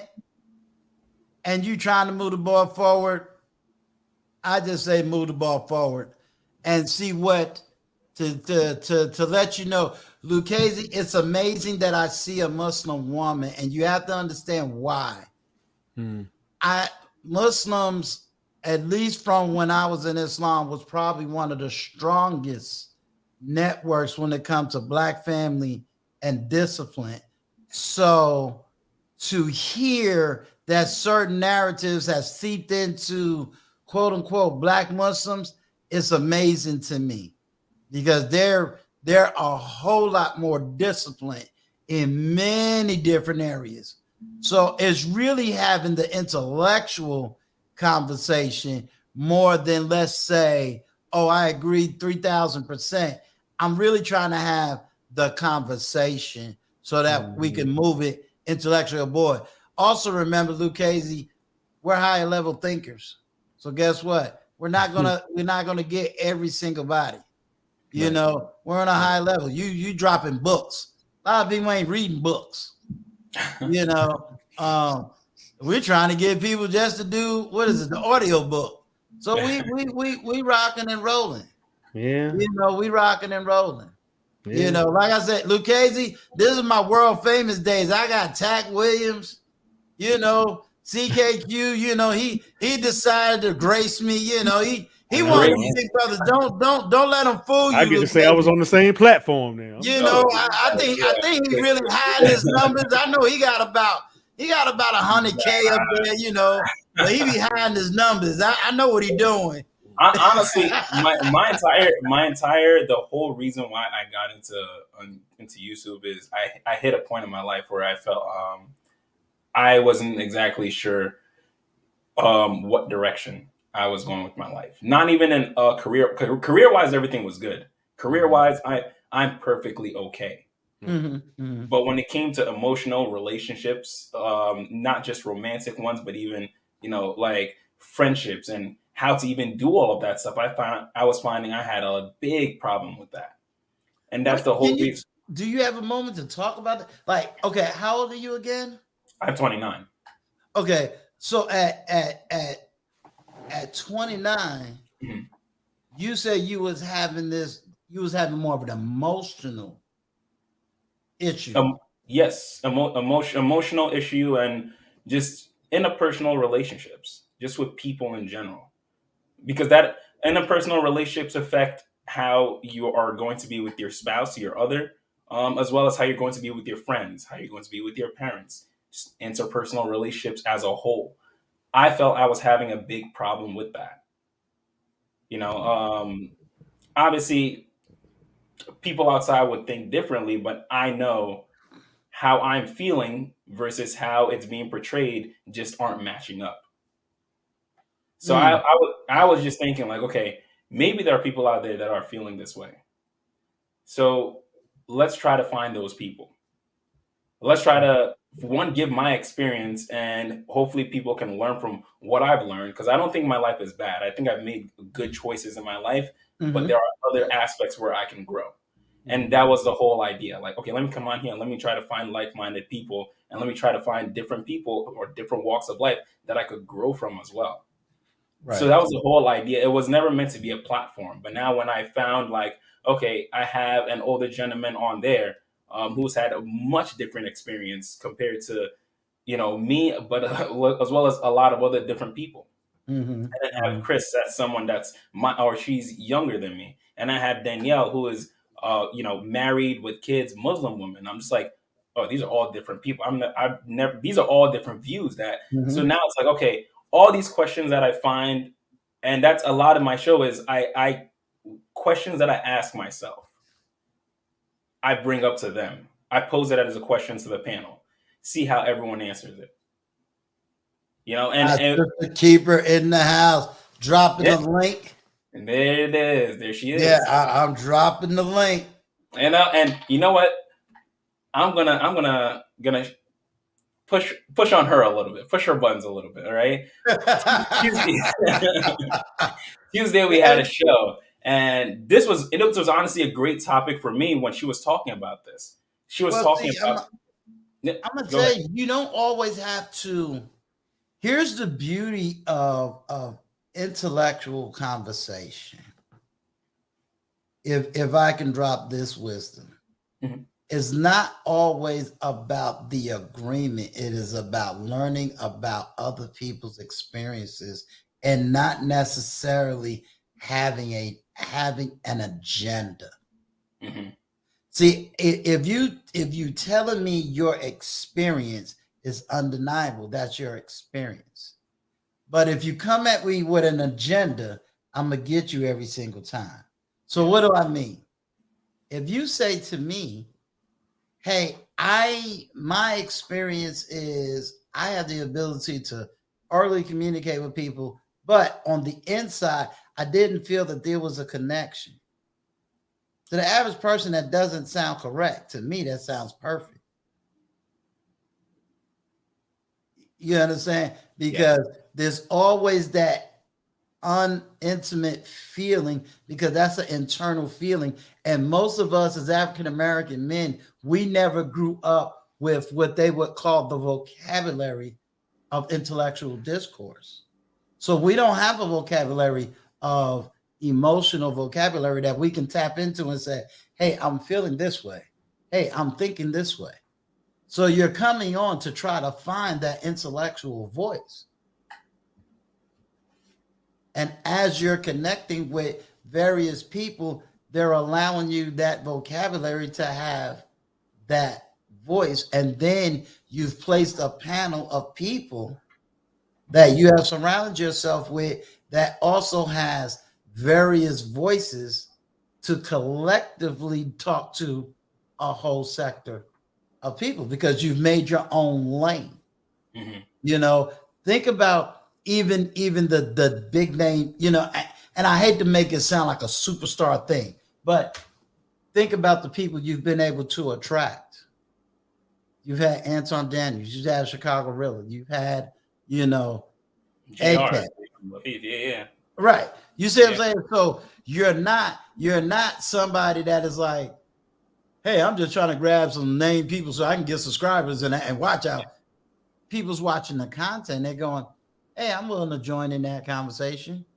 Whether people agree with me or not, I'm willing to join that conversation. I'm willing to have an intellectual conversation. I'm willing to have questions. I'm willing to hear. There's a difference between a pushback or, hey, you gave me 5 talking points that sound good, but I want to challenge you on one. Not the whole dismissal of everything. Yeah. You know, and then what is that challenge? You know, is it a different perspective? Is it a different narrative? You know, just like when I was asking for clarification. Right. Just like when I was explaining to Lucchese, and I said, hey, there's discipline in Islam. And her response was, I agree, because she's Catholic. And I know the Catholic side. So it was like, yeah, 2 different. You see what I'm saying? So it's like, oh, yeah, we can have that kind of conversation. Now, most people be ready to fight. My sister's keeper, if you don't want to cam up, it's all right. You can still come up because he's going to push you to come on to the panel. Listen, hey, I made the joke. That's your boss talking. I didn't tell you that.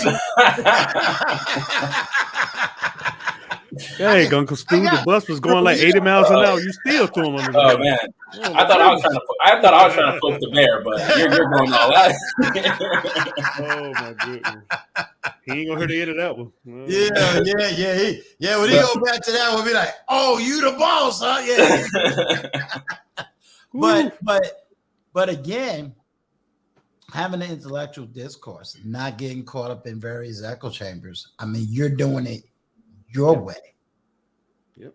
How I do it is going to be totally different. Everybody's not going to agree with you. Mm-hmm. But if you can have the international discourse, guess what? You're reaching markets that other people are not going to reach or is not willing to reach. My business is Stu One International Network. I'm trying to talk to people all over the world. Not just the 13%. You see what I'm saying? It's not putting my 13% down, but if you don't have the resources internationally, you can't do a doggone thing nationally. It's how I'm looking at it. Yeah. You know, like it makes CKQ so more versatile. That's the word I'm gonna use. Like what's surrounded around you. You know what I'm saying? Like old school word. That's dope within itself. You know what I'm saying? You didn't have to go nowhere to get it. So there she is. All right, everybody about it. Hey. Her usual sound. This her usual sound. Here's the funny part. You know what I'm saying? You didn't have to. The funny part is she knows she has a date coming up for me. So right now, she's angry, like, wait a minute now. Uncle Stu didn't tell me to show up on a platform like I'm late. He's a businessman. I know him. He wouldn't have gave me today's date. So she looking back on the emails to see, did I mess with her on the emails, you know? No, CKQ messaged us and let us know that he was going to be on here. And so I came to see what was going on. All right. All How are right. you guys doing? All right. Assalamu alaikum rahmatullah. Wa alaikum salam. You know. How you doing? Huh? I'm good. Yeah, It was just how you doing? Yeah. I give it the courtesy wave, right? She knows that I can read the Quran. I know the Hadith. I done did my Hajj to Mecca. So when it comes to the 5 pillars, I'm good. I'm good. beautiful. I got Obsidian coming on the 10th, and he already knows, like, oh, you done did. Yeah, I'm there. I'm good. I'm good. So yeah, we got a lot of work. See, don't be dropping too many jewels tonight, because you got to come back. Because you get your own. I gotta take up for you invited her up here, though. Come on, I got.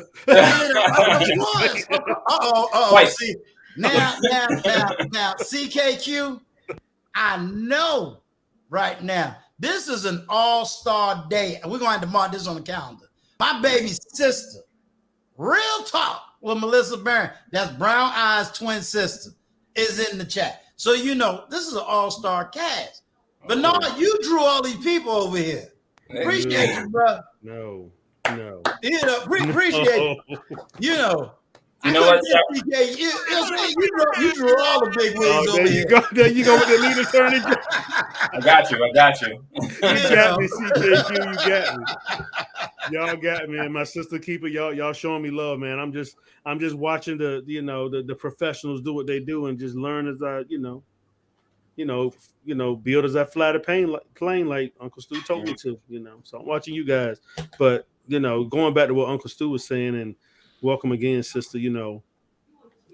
This is the platform I want, where she should feel okay coming up here. Mm-hmm. She shouldn't have to worry about somebody gonna say something sideways. She should know that everything's gonna be said in love. And yes, to some people, and don't get it twisted, I'm a Mary Alpha, trust me. But don't let the words get you twisted up like a braid, okay? But here's the thing. This is the conversations me and Uncle Stu want and I want.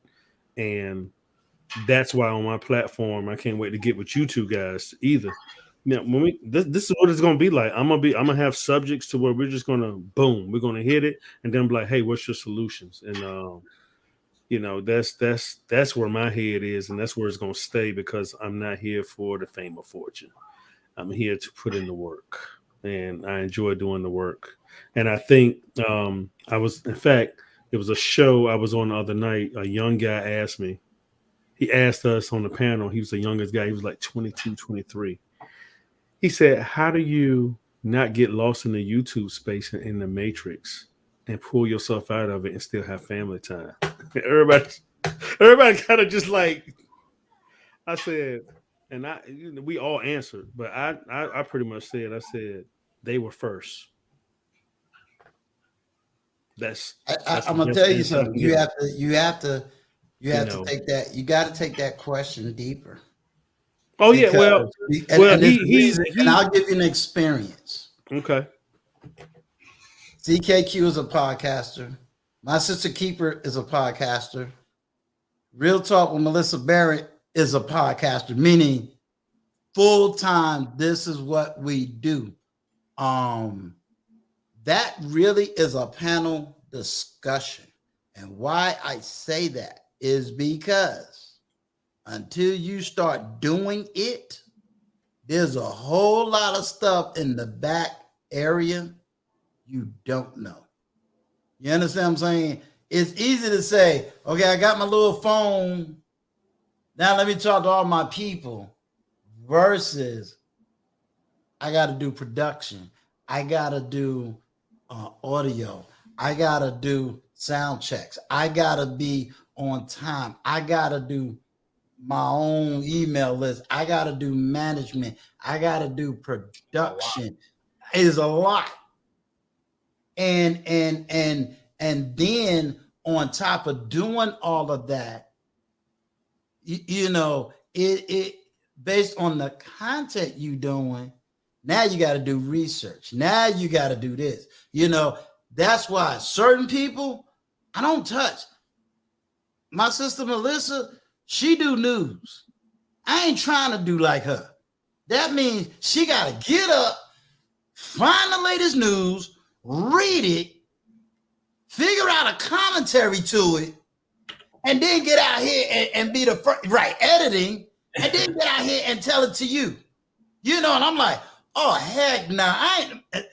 I'll just send you the Cash App and just because that right there, I'm not doing. I'm not doing. But then if you try to do what I'm doing, I tell anybody, I can do it because I'm retired. Why? Because I got to get up. I got to produce a content. People think all I do is a live stream when it's a lot more than just a live stream and conversation. I got to do a live stream. I got to make sure all the sound is right. I got to make sure the lighting is right. I got to make sure the topic is right. Luckily, I got brown eyes doing all the administrative work because then I would have to create thumbnails. I got to sit up here and do emails, and then I got to answer emails, and I got to make all the scheduling right. Everybody don't understand this is a business. So if I get 15 people to listen to me and I get 60, 70 people to watch a video, it's like, yeah. And remind you, I'm still not monetized. Wow, I'm really? Just over 1,000 subscribers. No, I don't have enough watch hours. Oh, okay. So I'm still building watch hours. I'm still putting out a lot of money. Now, I still got to put that production. But then when you take it seriously as a business, now you take it all of this and you have to do this on a day-by-day basis. So I really think he asked you a very legitimate question because as the head podcaster, it is my job to know what the heck is going on YouTube. Doesn't mean I'm jumping into every conversation, but I do have to know, okay, what's the topic? Because if Melissa comes out with a news or a story, I better be ready to deal with that news or that story. If some big content creator come out with some controversial statement or an agenda, I better be ready to deal with that. You see what I'm saying?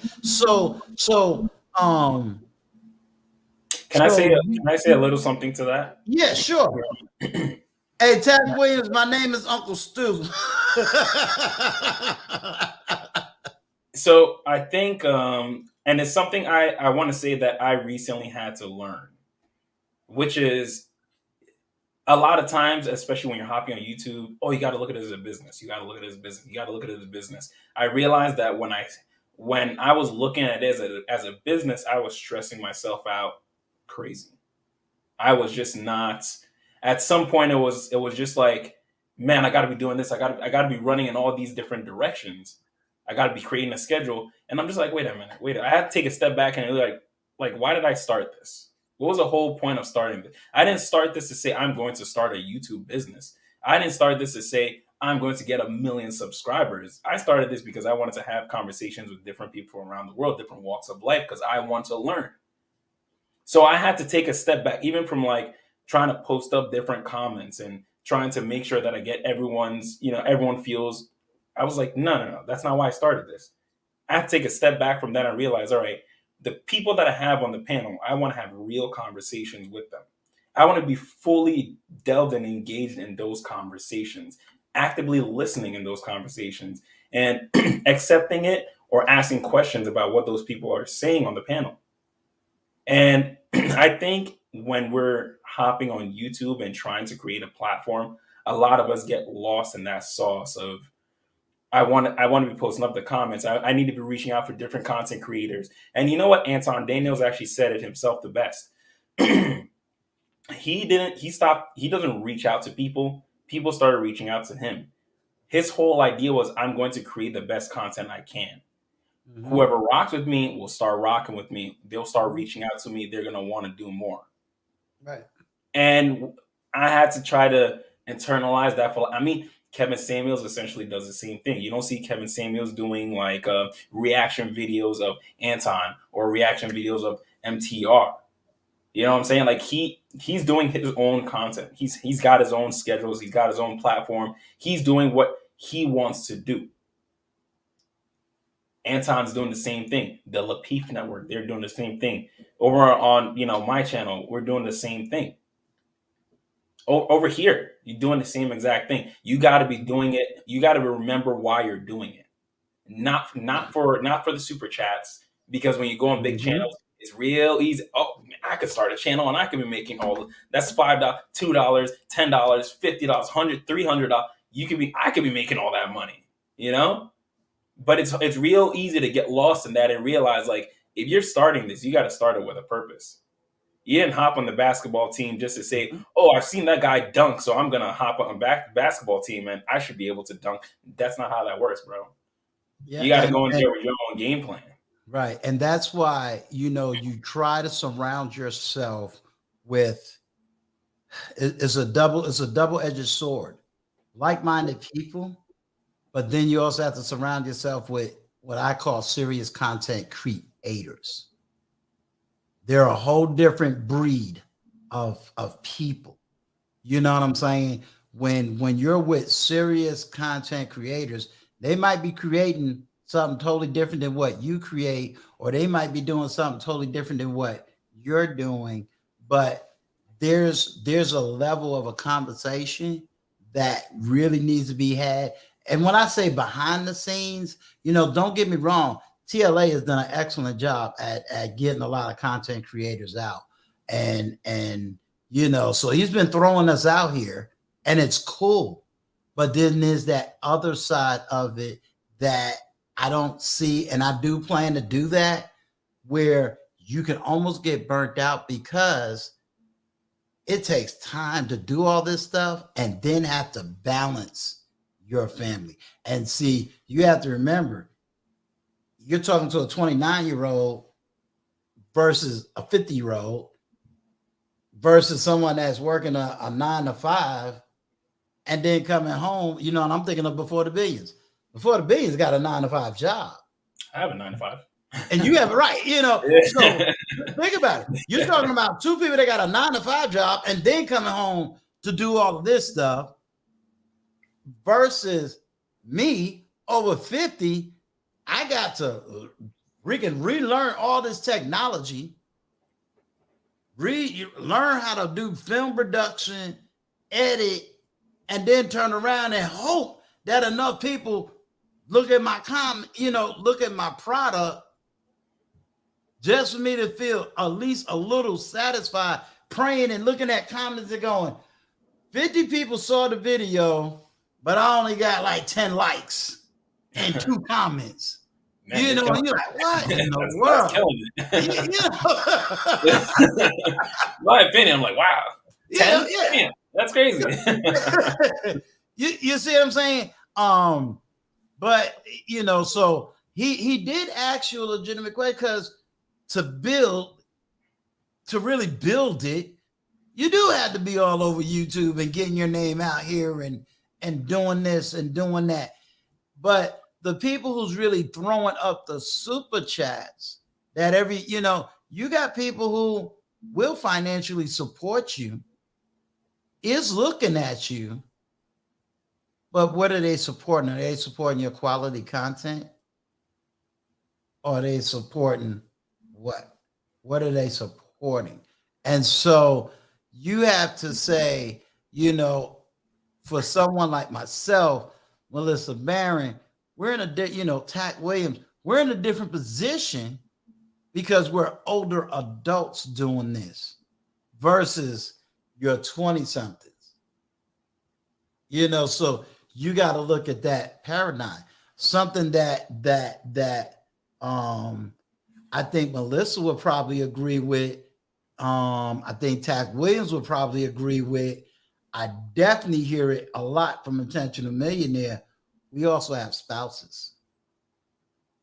We got someone who can take weight off of us doing certain things, so that we can get production.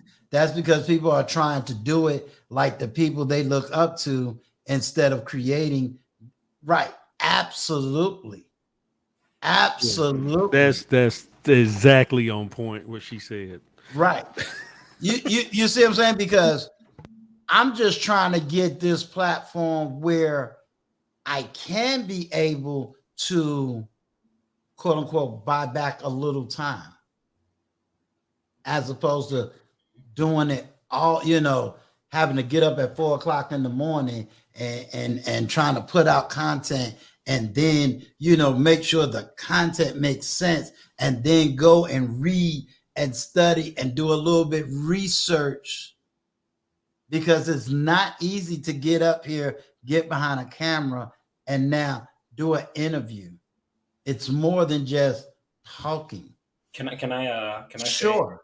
say, that's also actually Danielle and I were we were talking about this, I think, like 2 shows ago. Um, when we're sitting there and all having a great conversation, to me it makes it a lot easier to clip this and send it out, because I'm not looking for the great part of the conversation. The entire conversation was amazing. Now I'm just clipping it and dropping, clipping and drop. I don't need to think, oh, maybe my people, and I'm not in a bad way. I don't want to, Right, but right. to me, it's like when I stopped focusing on let's make sure the conversation is great and started becoming an active participant in the conversation, that's when I realized I could just keep clipping and just dumping this stuff out. And you know what? Keep throwing it out there. It's keep throwing it out. Whoever's going to rock with you, they're going to subscribe. YouTube is not a 1 year game. It's not a 3 year game. It's not a 5 year game. It's a long term game.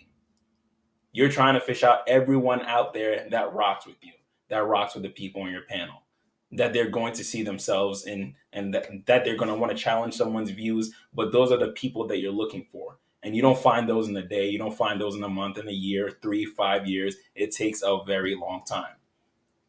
And sometimes you don't even, and sometimes you don't even know who's really with you. You don't know who's listening. Just because they may not be physically active in your chat does not mean they're not listening outside the chat. Mm-hmm. Because if I said, hey, I need my homeboy from China to show up, if he's listening right now, he would click on to be in the chat. If I say, you know what, I got somebody that can tell you about the latest camera, he might just click on and be in the chat, but he's listening from afar. You see what I'm saying? So sometimes you don't even recognize who might be listening to you and supporting you from afar, and willing to support. When they give you money, they don't want to see you getting money and then you sit up there talking about, oh yeah, look at my latest this. And they're looking for, they're supporting you to support your production, just like you give tithes and offerings to support the ministry. This becomes your ministry. There you go. Because I'm hardly in the chat, but I'm listening. You see what I'm saying? She's listening. I'm just not going to Melissa's channel because it's like, okay, I'm supporting my sister because she got something of value to talk about. Sometimes she's telling me news that I didn't even know what's going on. So this is why I'm going to get my latest news. And then I know I'm not getting it from a prejudiced left, right wing. So I'm getting it straight down the middle. What's the information? Okay, give me the information. Give me the argument on the left. Give me the argument on the right. Okay, now I got time. And then it's like, okay, panel, let's hear your argument about this story, where no one is sitting around here getting it from 20 different sources, and then I'm gonna spin it my liberal way. No, I'm gonna spin it my conservative way. No, I'm gonna spin it this way. Just tell me the facts and let me Make a decision on my own. But guess what? That's not going to be a 1K, a 100K platform, because that's not what everybody wants. And you got to accept that. But it will over a longer period of time. It's going to happen. It's going to happen. 3K that all really want to listen, that all tune in the second you're on, versus 100K that maybe 200 people tune in is much better. The quality of those subscribers as opposed to the number.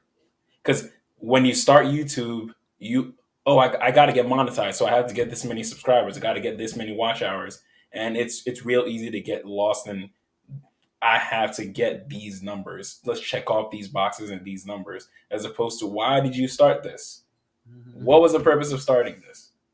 Did you actually want to make a change? Did you actually want to put out good, not even just good content? Because I don't want to make it seem like it's good content. Did you actually want to put out what you wanted to put out versus what you think people want to see? If that makes sense. All right, I got Tab Williams. Then we got two people at the bottom. We waiting on to hear from y'all. Look, we didn't call my sister. Y'all now. Yeah, look, we can do that to Brady, but we going down the show. The emails wasn't done wrong, and look, Brown Eye's gonna get on me because that was the first time I'm doing the email. Like, okay, I know who I want. Okay, I'm taking you from CKQ. We gonna come over here. Uncle Stu, can I say good evening to everyone? Good evening, sir. Good evening. Good evening, sisters. Right? And Good I want to evening. apologize. I want to apologize for getting your name messed up. I apologize for that, sir. Look, Uncle Stu, me and you from New York. You know better. Yeah, I want to apologize for that. We New Yorkers get sensitive over stuff. Yeah, you know what I'm saying? So I did want to add on to or share a thought with you guys when you was talking about the YouTube, maybe the monetization, different things like that, because everybody has something so valuable to add to that. I know it's been in my experience with my YouTube channel in terms of opportunities, for money that I've made, probably generated more income from having the channel than the channel in and of itself, right? And so for me, I don't have a niche channel. Like it's crazy stuff on there, meaning there's all kind of stuff on there. And what happened to me a couple summers ago was a public relation, a media agency had contacted me through an email, and I responded, then phone calls followed, and they wanted to use 12 seconds from one of my YouTube videos and 26 seconds from another one of my YouTube videos, and they used it in some Nike commercial, right? Wow. And they said that they couldn't reveal which commercial it was going to be in.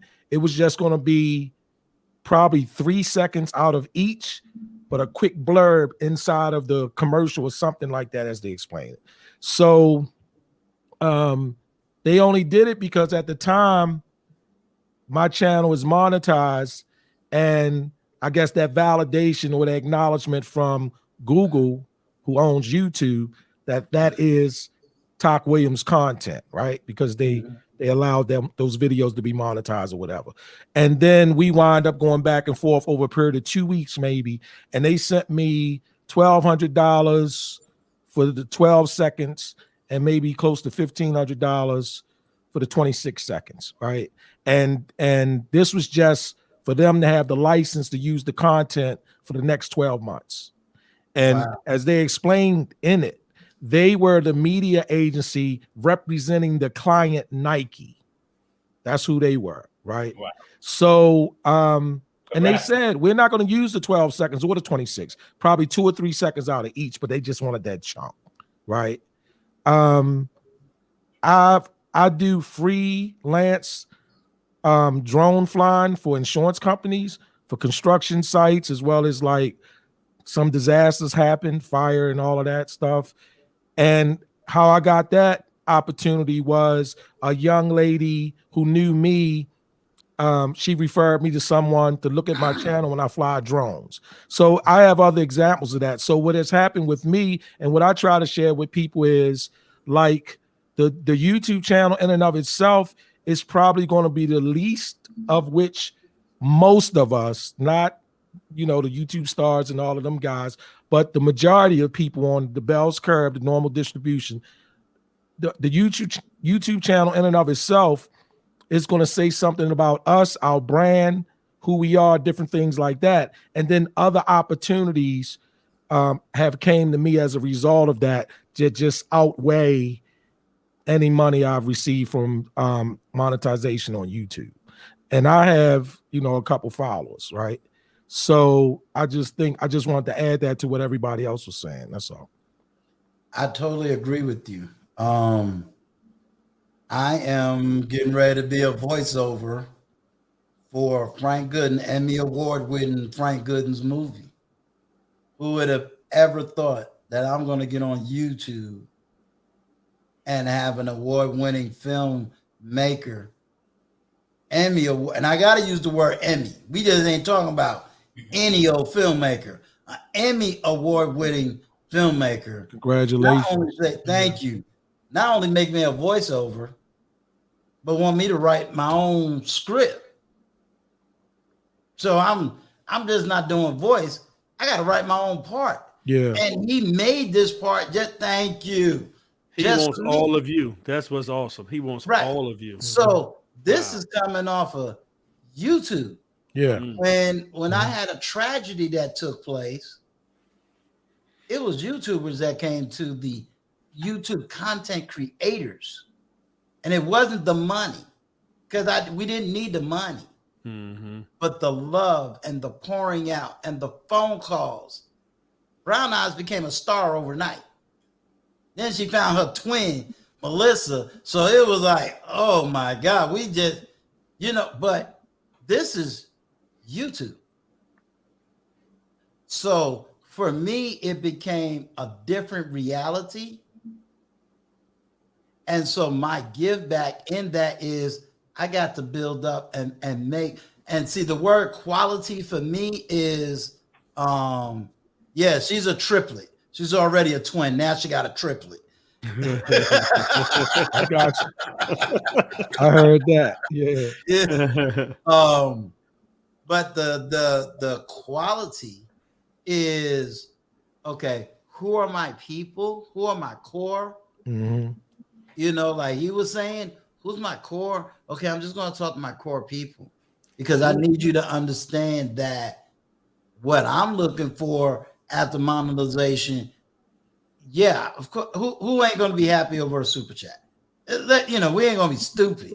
But I also want to set it up where I can just get regular, book deals.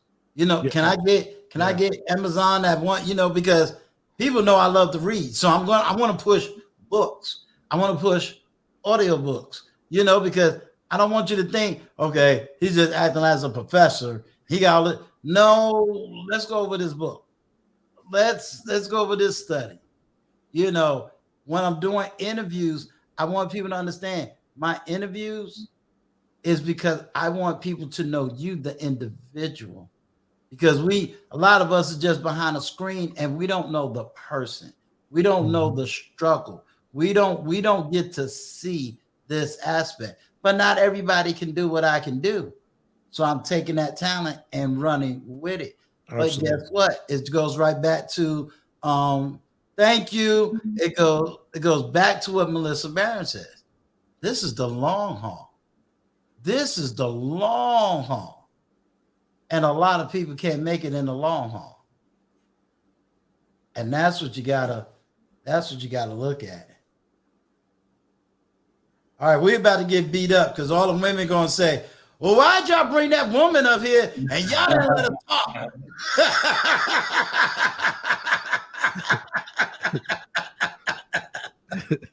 All that humility, right? Yeah, you know.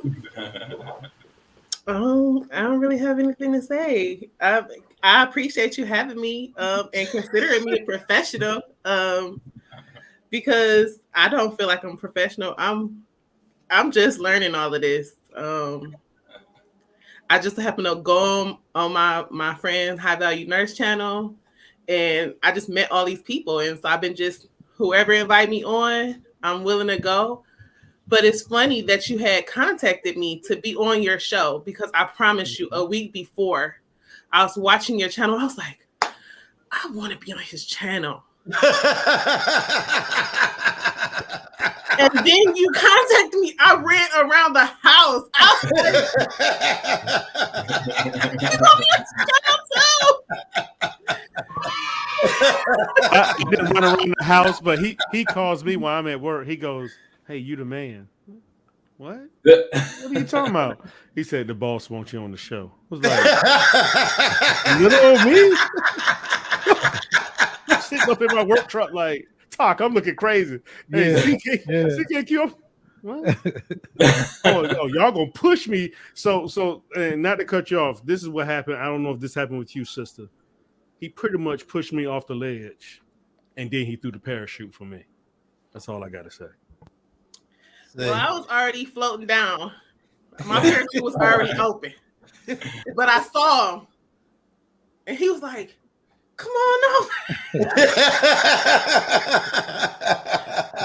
And I just appreciated it because, I mean, I didn't think that he even noticed me. It was just noticed. See, y'all got to understand something. I told y'all, Melissa Barron is the media person, right? I'm not about to have her sister get on national YouTube and say, Melissa, he won't listen. Then she gonna get on the news and it'll be Uncle Stu name out there. You know what I'm saying? Then I'll be spread all over YouTube and it ain't gonna look good. It ain't gonna look good. Melissa got credibility. You know, I'm still working on mine. No, you got credibility too. I be seeing you everywhere. Thank you. Big credibility. But you do have a voice, and the reason that you have a voice is because number one, you're a nurse, you're a Muslim, you understand relationship, and you come from a different mindset that most people do not understand, especially if they've only been surrounded by the Christian aspect. I come from a different background. So I know Muslim. I know what it means to be a Muslim. I know the study of a Muslim. I know how much, you know, when we talk about Black Muslims, you know, when we talking in that realm, you know, we're talking about a race of people that came from the Elijah Muhammad, then went from Elijah Muhammad, Wardi Muhammad, Sunni Muslims on one side, Nation of Islam on this side. Then after 9/11, it really became convoluted because it was like, okay, you don't know who the Sunni Black Muslims are versus the Shiite Muslims versus this. So now you got all these different ideas. But when I saw, quote, Crimson Cure, because, you know, it was like, well, wait a minute. I know they got all these issues on the Black side over here on YouTube. But when I said, well, Crimson Cure, I know what you're doing, and I see what you're doing on your platform, and you out of Chicago, which means that's the real hardcore. You know, we New Yorkers, we take our little bits and pieces because we coming out of the Malcolm X wing of Islam. But you in hardcore Chicago Islam. And when she started revealing to me some of this stuff, I was like, wow, now that's a turn of events. So never feel or believe you don't have a voice. Well, that's something I don't have a problem with. See why I got you. See why I got you. You know, I never feel like I don't have a voice. I never come on a platform worried about if somebody is going to attack me because I'm not from New York or Chicago. I'm from Detroit. So, I can handle myself. you notice she emphasized that tag. You said, yeah, I don't care about y'all New York. I'm from Detroit. She do that Detroit hard up in there. She said she can handle herself. Yeah, you see what I'm saying? You notice how the whole tone changed? Like, I'm from Detroit. I ain't scared of none of y'all. Even the smile went away. It was like, she started smiling for that part. Like, from Detroit. Because I think people, CKQ was saying this the other day when we got off the podcast. People come on his channel all the time, and when they see me, I am quiet until I have something to say. And so me sitting there quiet and with my hijab on, they expect me to be a certain way. But then when they press a button and I speak, they be taken aback like, oh, you're not supposed to speak like that. And it's just like, you don't even know me to tell me how I'm supposed to speak. Like, don't look at me and have some type of assumption because it's going to throw you every time. One of the things that I noticed that is thrown, and see, I'm gonna do an actual TLA arrogant style now. I haven't seen anybody on this YouTube space that can talk like Uncle Stu when it comes to this one statement. There's only 1 to 2 images of a Muslim woman on this platform, and everybody seemed to got Muslim women extremely twisted when it comes to one word, submission. And they have made one image of a female that is not the total real image of Muslim women. According to this new narrative that people want to say, all of y'all are supposed to be submissive. You shut up, you get behind your man, and we gonna just do this right. But I have traveled this whole world, and I have been in a whole lot of places with a whole lot of Muslims, both men and women. And I don't know where anybody got that narrative from, but that is not an accurate narrative. I think they see the Arabic women and they take that Arabic culture and try to feel like that is what Muslims are just because Arabic is based in Arabic. I mean, because Islam is based in Arabic. In Arabia, yeah. And I have to let them know that that is just the Arabic culture that has nothing to do with my religion. So, don't look at me and expect something because before you see my hijab, I would love for you to see my skin complexion, I'm going to say this. Absolutely what she said. Because that way, are you still in New York? Or I'm in Chicago. You in Chicago? Was you around when Malcolm X's wife was in Baltimore. I was in Baltimore then. Okay. A lot of people do not know who the dean of nursing was, which was Malcolm X's wife. A lot of people ain't never realized that's a hardcore woman before her passing. They don't know she had a mouth on her. And when I say mouth, I don't want nobody clipping and think she was this cussing, disrespectful woman. She knew who she was as an individual and didn't have a problem articulating herself. So, I guess I went off the path. Let me get back on the right track. So Detroit, was you born and raised a Muslim? No, I became Muslim at 16. Oh, see, she following my path. All right. What made you become a Muslim at 16? Well, my mother became Muslim. She had a friend who had became Muslim when she was like very young. And she started talking to him and she became Muslim and all the books was laying around my house. So I picked them up and I started reading them and I started asking questions. And I appreciated that in Islam, you are encouraged to ask questions. And if somebody tell you something, you are encouraged to tell them, well, show me where you got that from. You know, because in Christianity is a lot of don't question God or don't do this or don't do that. You know, they don't want to show you where they got what they stand from. But in Islam, it's kind of like Missouri. It's like the show me state. You got to show me where you got that from. You can't just tell me something. Right. And they explain it to you. And it's very clear cut and very easy to understand. So. Right. Well, we're gonna have a good time on this platform. We're gonna talk about a whole lot of stuff. You better get ready. I'll go in real quick. So when did you start going to school to be a nurse? I was about 22. 22. It took me a very long time. And we saw you hug that little boy. So those are my two sons. I see that we're giving you praise. I said, so you hug the little boy. Yeah. Trying to give you a little praise. See. You saw her lean into the camera when she said that. That's that. Yeah. You saw it lean like, She better. I know Tasha CKQ caught that. Yeah, look, I let her know. I ain't forgot a whole lot of parts of the Quran. Don't let me start going into the hadith. I'll shut it down. Yeah. But since being a Muslim, seeing what you're seeing now, what is your take on this whole social media network and the arguments and the conversation? What's your spin or your take on it?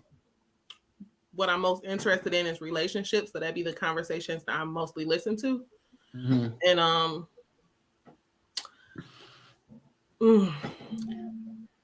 it's disheartening because it's a lot of men speaking, but not a lot of men taking accountability. I know we are the mothers, and single mothers may have raised you, but as an adult and a man, and now you building your own family, you know, you're the leader now. So you should have took time to heal yourself and to figure some things out. And you can't always blame the woman, because if you blaming a woman, then you're not a leader. Like, the leader is at fault. Let me ask you a question. Go ahead. And I just don't see a lot of men taking accountability. You know, they always want to say it's the woman's fault. It's the woman did this. The woman is everything, and that man is just a victim. And it's very sad. Let me ask you a question. Let me flip it, because I want to hear how you're going to argue this point. You ready? Suppose if, She's from Detroit. She's ready. You know she's ready. Oh yeah, you know. Look, don't let the gray hair fool you. Now I know I told Bernard that I don't fight no more, but you know that little dude is still in there. Every once in a while, you told me the kid was in me, right? The kid was in me. Let me give you a challenge. Suppose if the wordplay is what you call complaining, they call having a voice. Meaning, a lot of the things you're hearing, you couldn't hear from your coworker because they would be fired. You couldn't hear it. About how old are you? I just turned 38 on the 18th of December. My challenge. So that way you be ready when you come back. But here's my challenge. 1995, I want you to challenge yourself to read and study what Black men were saying in 1995. Then I want you to read or study. And I can say this to you because you have the discipline to do it. 1997.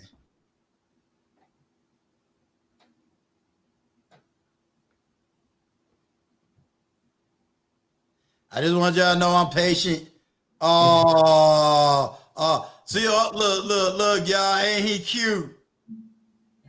I told you, one child at a time. Yeah. It's bedtime. It's all right. I'm not gonna keep you long because I got women in the chat. They'll get me. My challenge to you is going to be this. I would like you to understand because I was there. what we in 1995, me and Marshall saying, and then the flip reverse of what the women did in 1997. And then my challenge is going to be, are the men complaining, or is this the first time you was able to hear the language? Because what everyone defines as arguing or complaining is because it's new, doesn't mean it hasn't been going on. And I understand when you say, well, why the men can't take leadership? Got you. Then I challenge you to watch the video that I just did yesterday and see what responses you got for me for yesterday. Okay. Because I think once we have a higher learning and a higher conversation, I would like to believe the narrative will change. Because you're looking at a man who is 54, and I'll admit there's some things, but I'm man enough to know that a lot of things that men are talking about is real. It's not that it's not true. It's just that it's not always all the woman fought. You know, Okay. they Let me want ask you a what they question. want from a woman is Mhm. they want you to go to work because they want help on their bills. They want you to have their kids and take care of their kids. They want you to come home and cook and clean like your grandmama did. But Who is all of it saying is not possible. I'm not even gonna. My question is, who is saying it? What sector of men? And the reason I'm saying that, and I want you to stay strong. I want you. This is not a debate. I want you to stay strong on what you're saying. I do. Mhm. I do. Who's saying it? Because I can get 3 guys in here that is not looking for what you just said, and they're millionaires. And those are the quiet men. The noisy men are the ones I'm talking about. The ones when you click on the YouTube and you hear what they feel like and what they're looking for, it's just ridiculous. Those aren't the men who I've run into in my life. That's not the Let me type of ask men you that this: I What about the attract. men? What about the men you hear on my platform? I haven't watched many of your videos all the way through, so I Okay. can't actually say. But I Okay. wouldn't imagine that you would have whiny men on your platform Yeah, because you're not that type of man. yeah, Look, not yeah. even Talk will have that on his platform. These 2 New Yorkers, okay? You get them 2 guys mad, the accent's going to come out. No, so you're right on that, sister. Look, in the words of my sister, she would have me just do it. You know, that's her line. That's hers. That ain't mine. Don't quote me, y'all. That's hers. So yeah. Okay. My moderator said, you come to my channel, you end up leaving with homework. I'm always down to learn. That's a beautiful thing. But no, be ready because what do you say? There's the answer. Leave the noisy men hollering in the back. They only on YouTube. Noisy men not even in my life. I never even heard this type of thing until I got on social media. And so when I get on social media, that's just what I'm experiencing is a lot of complaining. It's just like, But Okay. it also goes back to what I was reading. So that complaining can also sound like you listening to a bunch of grown infants. I'm gonna challenge So that. I'm gonna challenge the language. This is why I'm gonna have her to do the research. I told you I am a total different person than what a lot of people say. Because she's a Muslim, I know that she knows the discipline of study. And I know that she knows the discipline of when I take her and send her to certain locations and then have her to have a different type of conversation. I think she'll begin to understand the switch. See, I'm not always about the agenda. I'm about the intellectual conversation. And I understand let me give you the dual of that. And I'm going to use brown eyes as an example. If I've never heard a man speak, then I don't really understand the language. If I've never heard a man in pain, I would not know what that sounds like. If I don't know what it means to be in red pill rage, because I've never been allowed to speak in a country that says I have the right to speak, then I agree with everything she's saying. But if you never grown up listening to a man in pain, or you've never grown up listening to a man who speaks with real authority, but a system tells him he's not allowed to be that, if you've never grown up and really understood the over policing of Black men, not only by various communities, but in society within its own community, you really can't see and understand what you're hearing.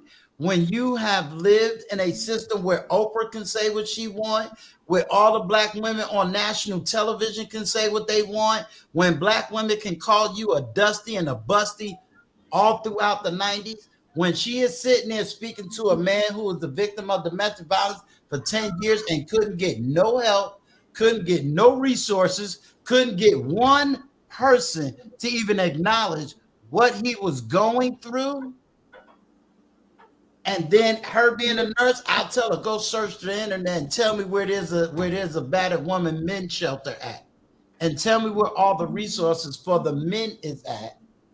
They're coming soon. I'm creating stuff like that right now, actually. And then let's go to the court system and show me why is it that within the family court system you have children that goes through, in the first place they go is, first of all, they're products and wards of the state, and then turn around and they're automatically given to the mother. And then, like I told her, go see my video yesterday so that she can do all of this same research. And then let's have the intellectual conversation. I'm totally aware of where she is. That's why I'm not gonna let nobody beat her up and say, see, that's the problem. And the women doing this. No, I got a different woman on the panel. I got a woman that will do the research. See, there's a difference between, okay, I'm willing to do the research and I'm willing to go find the data and I'm willing to go do this.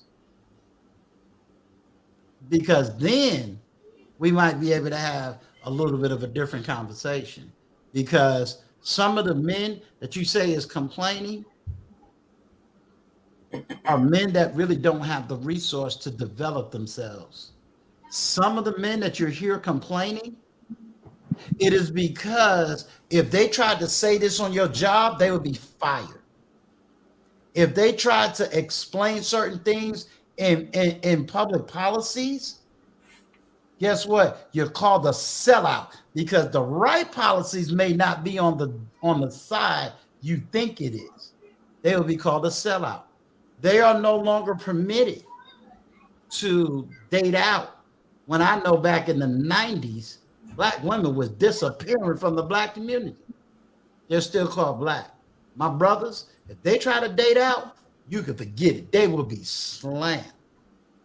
And so where there is a level, maybe 10%, and I hate giving numbers because I can find statistics to back up anything I want. So I don't really deal with statistics, but that's such a low number that is pathetic. And the problem is that you're not hearing the stories.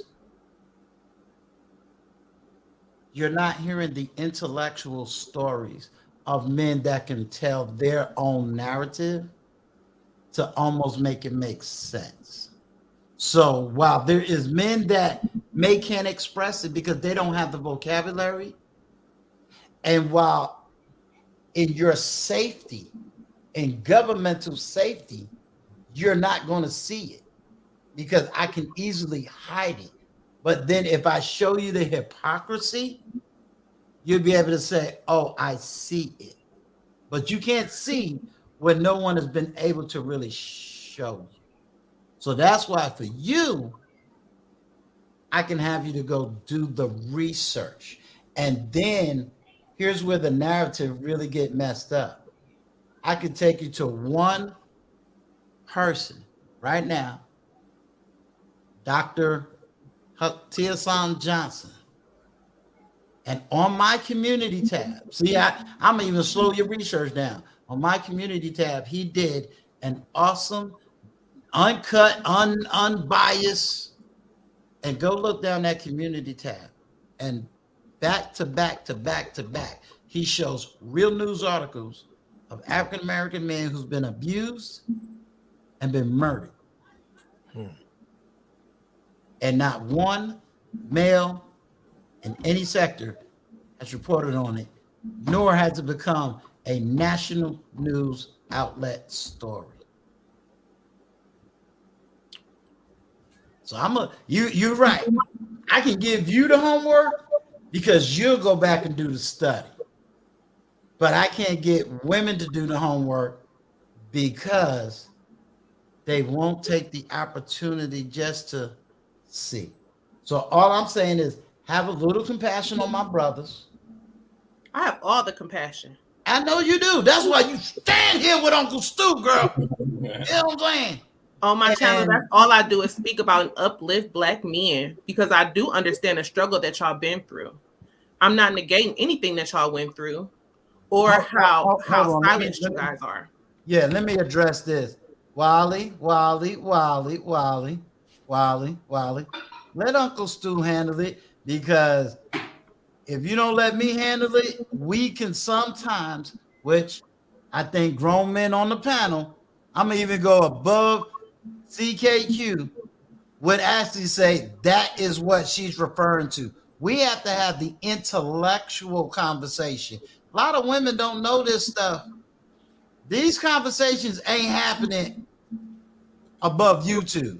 These are not MSNBC conversations, ABC conversations. What's some of the other news networks? Those are not those conversations, Wally. So you gotta understand this is YouTube conversations. And there's certain areas she'll be 100% right. We are going beyond that. So what is this platform, Wally? This platform is to do what? Empower men. Wow. Explain it to women. How to love the one that they're with.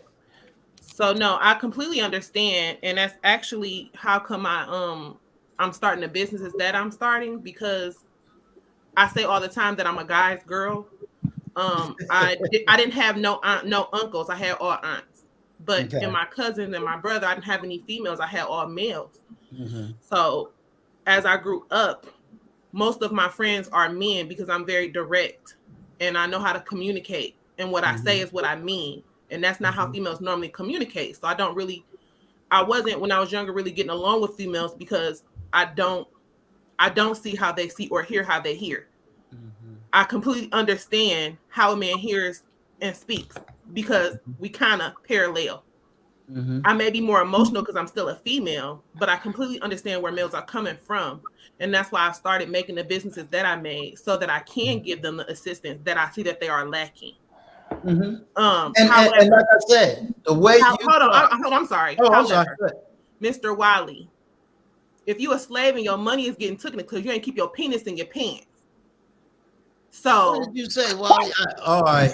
You trying to blame a woman? I got lost. I didn't hear the. Okay, you went to the. Where is it at?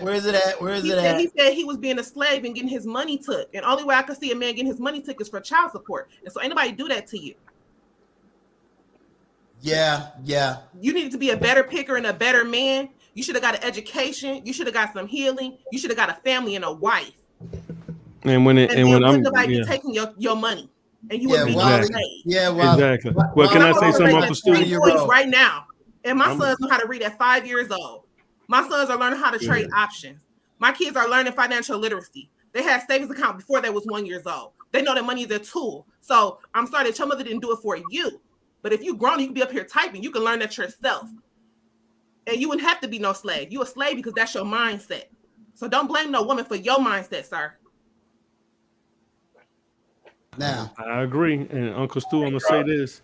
Adding on, that's why. Hold on. That's why I tried to slow that up because I did read that, and that's why I was like, You gotta let me, Wally, handle conversations. You gotta let me handle it. I'm gonna tell you why. You gotta let me handle it because right now, 20 people would clip this and they'll take this conversation to where it doesn't need to be taken.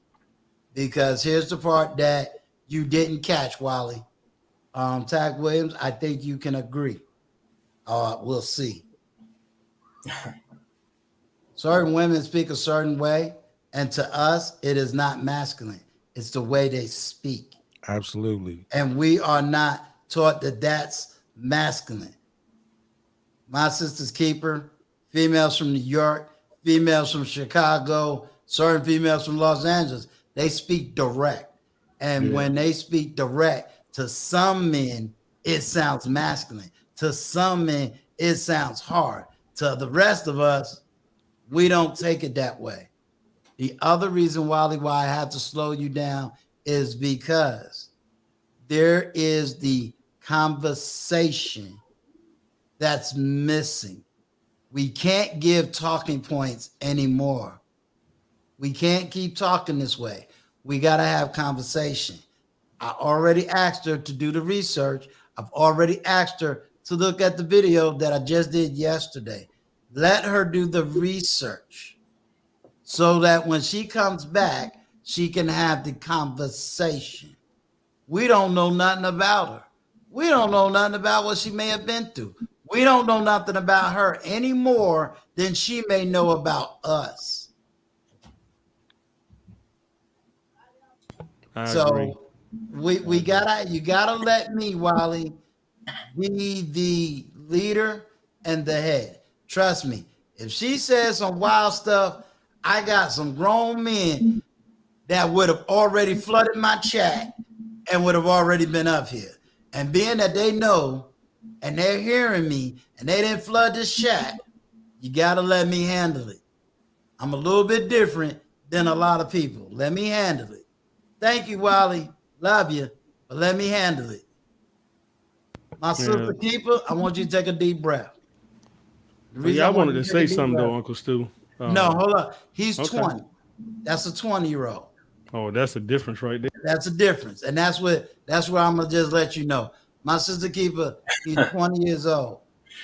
There's a lot of things he's been through, but at the same time, he's 20. So he doesn't have certain experiences you may have. And I know that that's something that has probably been always thrown at you. That's why I'm doing it totally different so that we can have the conversation. And at the end, you still may not agree. But if you can agree on certain things, hey, we've moved the ball forward. Are there certain areas where I can say some men needs to get their stuff together? Absolutely. But there are other men that do have it together. Those are the men we need to acknowledge. Those are the men that is coming to this platform. Those are the men that already got their money together, already got their housing together, already got their education together. They're already up here. So there's a certain way that they have a right to speak. And I'm not saying disrespectfully, but they have a right to communicate. And yeah, if you want to say that their voices is not being heard, okay, fine. They're coming to Uncle Stu and getting their voices heard. Yeah. You feel me? What's up? And then me, prior to Brown Eyes, I can tell you some horrendous stories that you may be shaking your head about when I get through telling you some of my personal experiences. But that's what Uncle Stu platform is all about, girl. We gonna have conversations over here. There's the TLA joint. You know what I'm saying? And being that I didn't lose everybody in my chat and on my, now if I come off of here and I done went back down, I got 5 subscribers, but I'm coming to your channel and I'm going off. But no, in all seriousness, this is where, okay, Wally's 27. This is where I elevate the conversation. I get it. I get it. There's a lot of women that's never heard what's being said on YouTube. I get it. I get the normal narrative of black men, you supposed to lead, and you supposed to do this, and you supposed to do that, and da da da da da da da da da. I get it. I get it. But then when I show you a side of life that you have never seen, yes, a side of life you've never seen, it might change the whole conversation. So understand that I try to tell people don't necessarily communicate with the chat, because as soon as you go to the chat, you lose me as the one running the panel. You feel me? Then my whole platform goes into screaming and hollering. That's why when you heard me say Wally, that was me already reading the chat. I was already communicating with him. That was so you didn't have to, because I know Wally. I know Wally's background. I know who I'm talking to. So I just wasn't talking to a random chat person. Wally actually works for me. You know what I'm saying? He works for me. So you have to understand where he's coming from versus where you're coming from. Now, if you look at the video yesterday, I want you to see the video. Then I want you to respond to that video, because I want you to respond to a 57-year-old woman and what her son is going through. I want you to be able to respond to black men who lost their child, not because they couldn't keep it in their pants, but because black women got so mad, so angry that she was jumping from state to state to state to state. I need you to respond to that. I need you to be able to respond to the court system and how the whole system of child support is created, and who benefits and who loses. You have 2 sons. I have 4. 4 sons? Yeah. I think this is a conversation that you need. I lost one. I got a 23-year-old. It's a conversation that we need. Okay? And I come to you in pure love. Just as I come to Wally in pure love. I was not trying to beat up on Wally, because I know Wally. You see what I'm saying? So let me show you what men would have said. You ready? Just to show you that Uncle Stu is a little bit different.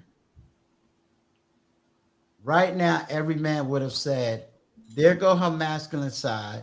There go the woman that doesn't really want to submit. There go the woman that is an aggressive person. Why? Because a man was handling another man and you stepped over the man. Because Bernard said, what triggered you? Earlier, Bernard said, what we have to deal with is the little girl in us that causes us not to mature. So now, here's your another assignment. What really triggered you? Because a woman that's in her lane never would have got triggered by that conversation. I didn't get triggered when you said what you said. You know why? Because I'm in my full masculinity and I understand who I am. And that's the conversation that we really need to have, is because if you're in your full feminine, how you define femininity, that would have never triggered you. You would have been able to laugh that off. I got brown eyes in the chat. That's my wife. I got Melissa Jane in that chat. Melissa Barron in that chat. I got Sophia Shari in that chat. None of the women went off on Wally. this isn't a bad thing because I come to you in the blessing of love because I love you. So did you want me to respond though? Sure. So what triggered me is you asked me about what I see in social media and what my take was. Mm-hmm. And Mr. Wiley attacked what I was saying by keep on using the word whining and then trying to blame people for a position that men are in that they could have controlled. Let me ask. I understand that children get taken and that women are bitter and all those things. Mm-hmm. I do understand that. But just like you said, he don't know me and I don't know him. But to come comment on what I'm saying, you sound just like the men who I said this is what I'm hearing on social media. So that is what triggered me. And I do understand that you spoke to him, but if you're gonna speak directly to me, because that's what he was doing, because he was commenting on what I said, I'm gonna coming back to you. Let me ask you this question. This is a great teachable moment because I need you back now. You still welcome back here now. I need my homework done. Here's the teachable moment. Bernard and I spoke about adulthood maturity, right? And I said that there were certain conversations I wouldn't debate people on. Doesn't make sense. You said these are the conversations that I hear online every day. But a grown man came to you and said, I need you to do some research. And I even need you to look at some videos. And earlier, you even said, black men this, black men that. My question to you, can we, since we're the leaders, right? Since we are the head, do we have the authority to hold women accountable? Yeah, you can hold me accountable. No. In general, can we hold women accountable for anything?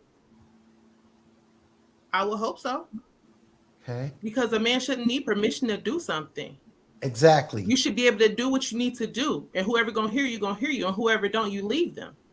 Okay. So my question to you is, if men is allowed to hold women accountable, and a man says, we want equal rights in the court system for our children, that child support has absolutely nothing to do with visitation. Do you agree or disagree? I agree. Okay. Do you agree or disagree that in a court system, if you and I don't make it in relationship, that we should have 50-50 custody and visitation? Do you agree? I agree. Do you feel that if a man didn't give you $20 for child support, he should just have all of his human rights snatched from him? I do not agree. I don't even agree with child support. Excellent. So guess what? Everything you said is exactly what these men have been screaming and hollering about. You just agreed with at least 90% of the men in my chat and men listening right now. And that's all they're saying. Can we get some equality on the board? And when they're not able to get the equality on the board that you just admitted to, and you just admitted to what is being said, that's exactly what they've been saying. And you know what the pushback has been? You're a bunch of whiny, no good little boys. You need to take leadership. And every time they try, guess what they're given? Guilt, shame, called out their character, called out their name, called out of everything. And if we push a little bit too hard, they're all of a sudden told that they're misogynist. They're told that they're sexist. They're given every name in the book. Now Uncle Stu is speaking to you in a humble, soft tone manner. And I am saying exactly what these men are saying, exactly what you just said you agreed to. And what Wally was speaking to was the exact mannerism you just showed. And what I'm saying to you is there got to be something deeper, because I never yelled at you and I never yelled at Wally, because I did what? I understood Wally, I understood you, and I said earlier, I will take the language of my brothers and I'll put it in the language that you understand. Isn't that how we study the Quran? We study the Arabic, we study the English, we go back to the Arabic so that we can understand the Arabic, and we understand the English so that we can properly interpret the Quran so that we know how to put it into practice. When we study Islam, what do we study? What do we say is the key for Islam? Don't just tell me what it says, show me in the Quran what it says. So when I said to you, I need you to go and research this on your own, I know you'll do it because you have an Islamic discipline. I need you to go research this. I know you'll do it because you have an Islamic discipline. I even said, go look at the video from yesterday and be able to listen, not to Uncle Stu, not to no man in the chat. I need you to hear a 57-year-old woman what she had to say.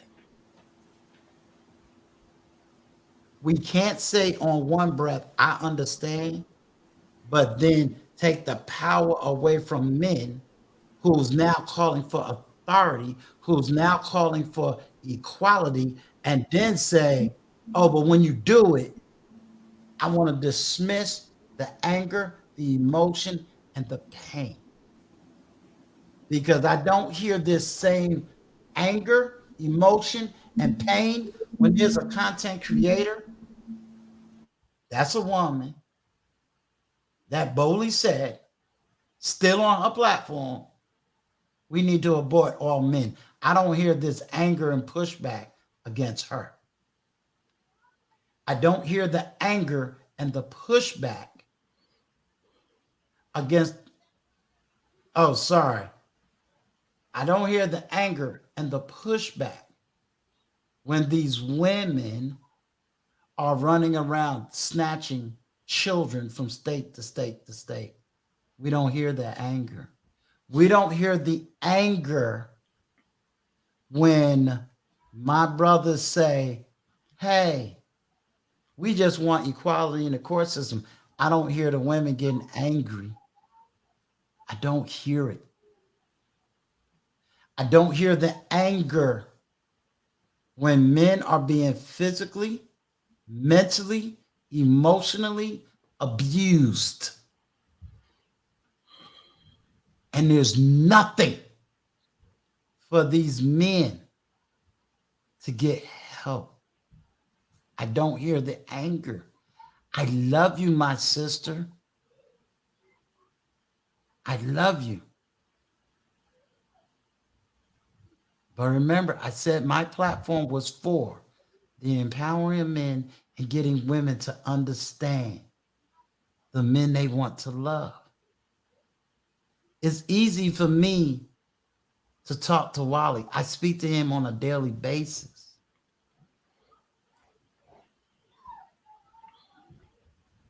But I got to protect my chat just as much as I got to protect the panel. And when I was trying to protect you, you overrode me, and it made a total big difference.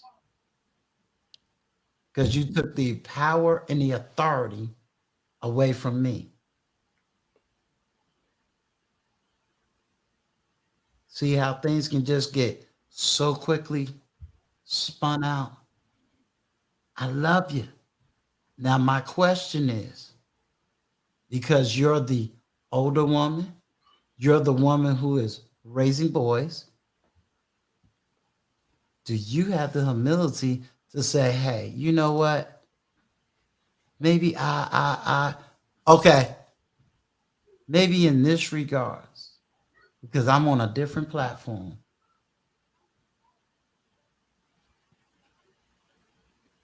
you know, trying to show you something different.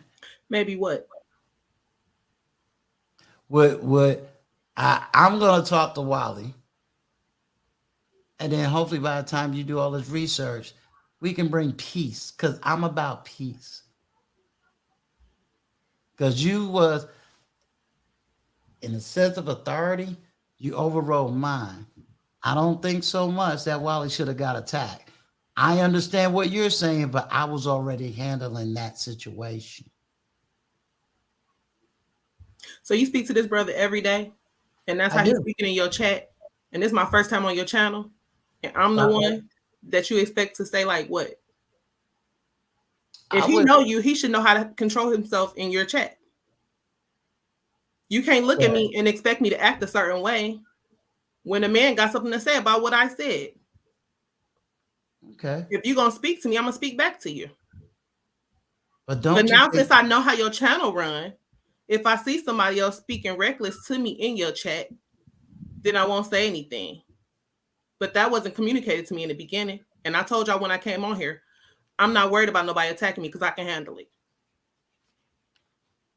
I meant that. Let me ask you. Okay. Because I want you at peace when we leave here. Oh, after I speak my piece, I'm very peaceful. I What you don't got? hold negativity about something that's said to me or anything. After I say what I gotta say, it's water under the bridge. So can we see that pretty smile? That's ding, ding, ding, ding, ding. But nah, S, what you gotta say? I was just coming right after she had said that with my two kids, two different mothers, I took child support out on myself twice because I'm a grown A man. Mama didn't raise a Mm-hmm. fool. So there are guys like me out there. I ain't even let them get a chance. Did they play a few games? Maybe a little bit, but at the end of it and the core part of my kids growing up, they saw I was gonna keep fighting to see them anyway. But I took child support out on myself twice. So I'm the guy that shut you up by my actions. I'm that guy. We didn't wait till 3 o'clock at the schoolyard.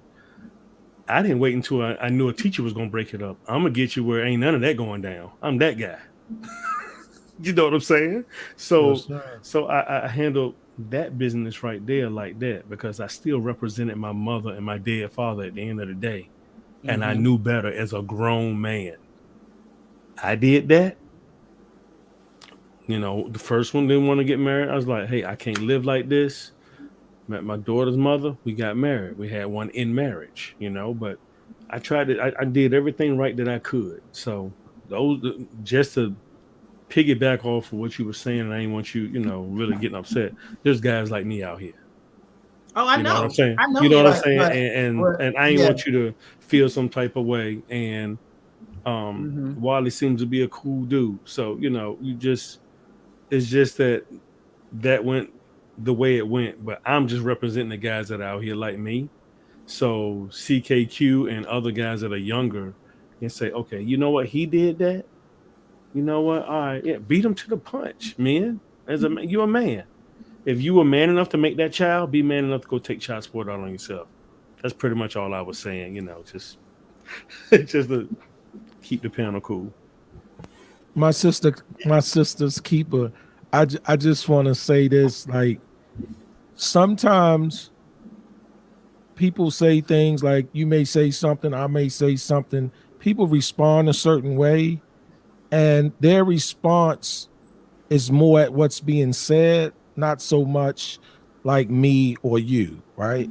So like life will teach us that, it's like it's like you being a Muslim, right? So one of the key things that you've experienced, I'm sure, and that others have paid witness to, is that people who know nothing about Islam, they pull on their stereotypes and little snippets of information, what they might have heard in the media or seen on a magazine, and then they judge you accordingly, right? And or they'll try to frame you up, put you in the box, and they're clueless, And then in front of you, it seems like not that you have to defend it, not you personally, but someone such as yourself. But really, the ignorance is aimed at the religion. The ignorance is aimed at the thing they have really no knowledge about. So I just wanted to kind of say, like, life will teach us to separate when someone's responding to what's being said versus are they really talking to me, even though I'm the one who said it? You know what I'm saying? I worked somewhere, I volunteered somewhere some years ago, and people were applying to get assistance with their utilities, their gas and electric. And this lady was up front. She was cursing and everything at the front lobby.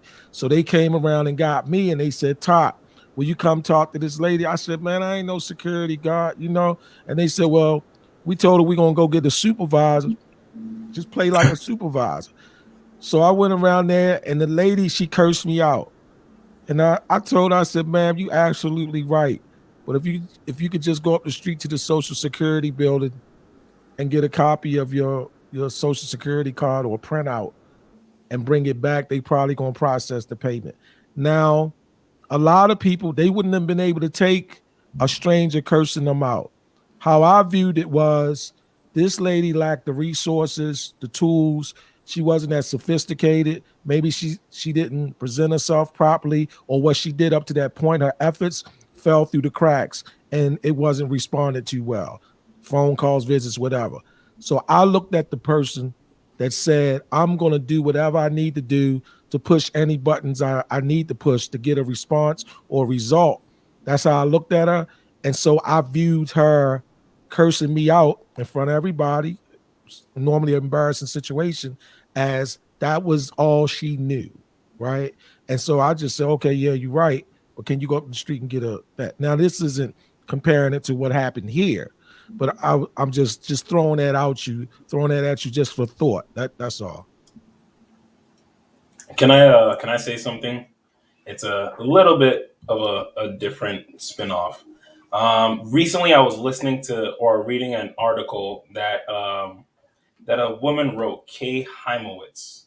The article is called "Child Man in the Promised Land," and it pretty much goes on to the idea that now that because of the feminism, women's sexual revolution, women hitting the labor force and everything like that, prior to that, men always had a role.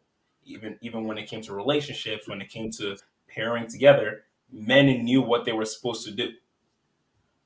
Now you're getting a generation of men that the women are now outpacing men in schools, getting they're able to sustain their own lifestyle. So now you have a whole group of men that have no idea where they really fit in this whole entire thing. And that's where a lot of confusion and frustration comes from young men, because they're like, well, I'm not, if I can't be a provider, if I, all these years I was told I need to be a provider, and the person I'm trying to provide for is telling me I don't need you. Like, what is my role now? You know what I'm saying? And that's kind of different from what we were just talking about. But I think a lot of young guys are going through this internal struggle themselves, which is where do I fit in? What should I be doing? And and a lot of young men need to be finding channels like this, need to be having conversations like this, and need to realize, listen, you have been looking at life as in you need to grow up and provide for a woman, or you need to be providing for your family. How about you need to start looking at, you need to be providing for yourself. You need to build yourself up as well as you can. And that's what being a man is. That's the essence of being a man. Provide as much as you can for yourself to be able to provide for other people around you, not, struggle with another person next to you. I will say I read Man Child in the Promised Land. Yeah, or manning up. Yeah. Right. It's called Man Child in the Promised Land. You cannot read that book and try to apply it to today's life. You have to read historical books in the historical context in which it was. There's several things that has taken place since that book was even written. Okay. Number one, you have to recognize the crack epidemic. Two, you have to recognize third and fourth wave feminism. They didn't have third and fourth wave feminism. You have to recognize that within that same quote unquote third and fourth wave, now first and second simply meant equal rights, equal pay. Second wave basically meant we can integrate into, females can integrate into the workforce. Okay. I push back on the narrative that the typical 20-year-old cannot financially support himself. I don't believe that's the argument. The No, argument, the argument is not whether he can provide. I got 20-year-olds that they are multimillionaires. I told you I'm surrounded by them. I have men who can typically retire a woman. We have seen just in this NAMIC right here that we're in, African American men have risen up in the economy. African American women have went down in the economy. So that's a false narrative that's given, at least in that regards. You know what I'm saying? I don't think it's there's a very small microscopic number that you can put in that category. That narrative is what they're pushing back on. It has to change. If you look at quote unquote Black YouTube, the reality is you have more Black male content creators being supported by Black males than you've ever had in the history of America. You understand? So there's a narrative that also has to change. And that's where some of the pushback is coming from. That's why this platform is a little bit different. I do the research, and I've also got the lifestyle and and everything to go with it. So that's why you can look on my timeline and you can hear the conversation and also hear my personal autobiography. You get to hear my story about how I was accused of being a father, and it was a total lie. And then turn around and I had to fight in the court system for my daughter. And the only reason why I was able to win was because the mother had mental health issues. But I know a lot of men can't do that. I think you need to remember I said there's a difference between an agenda and a narrative. I did the research. I told you I was a victim of domestic violence. I'm not the only one. But the agenda would never tell my narrative. You know why?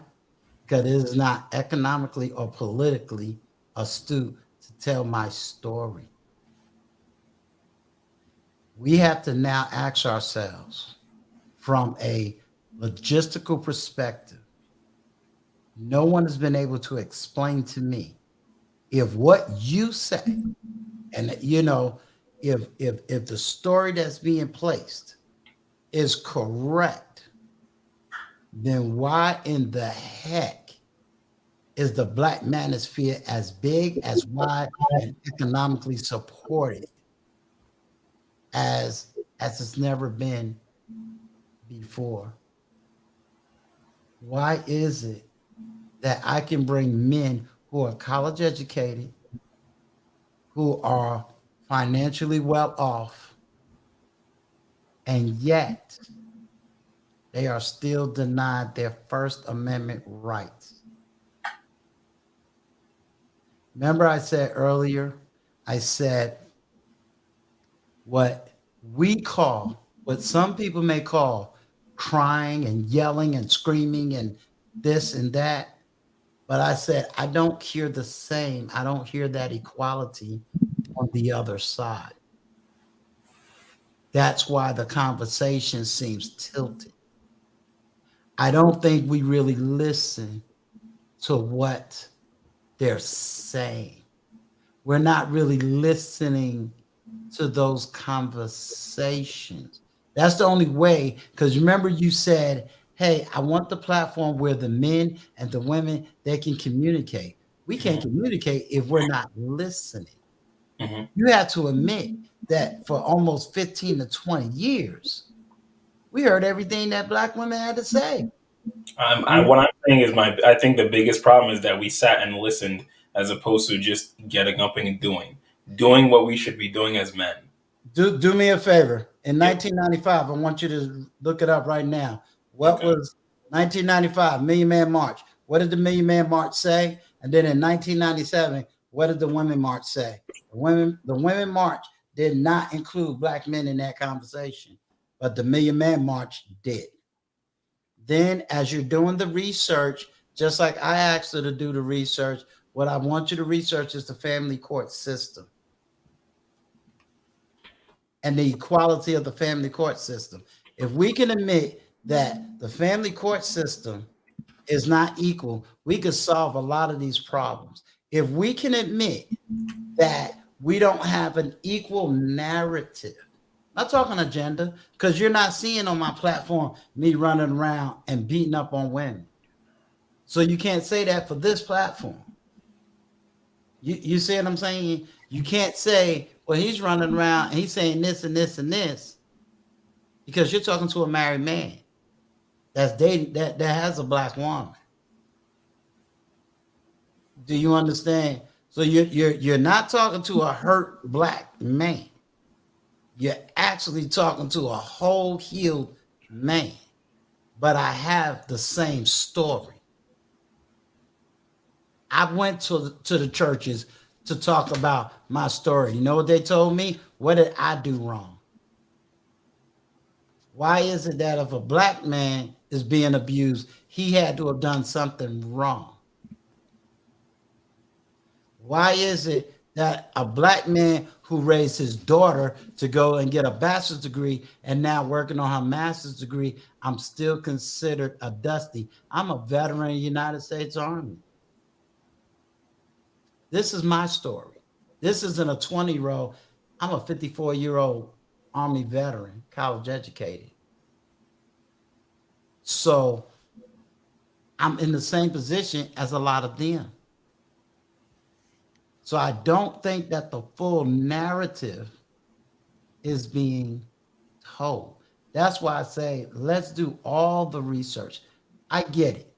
You know, I get also a generation of men that has been raised up to protect Black women. I get it. I get it. But at the same time, there has been a shifting. At the same time, we have to recognize the shift. I get it if you're looking at 10% of the population. But are we really looking at 10%? Or are the men that we're not really listening to is the 90%?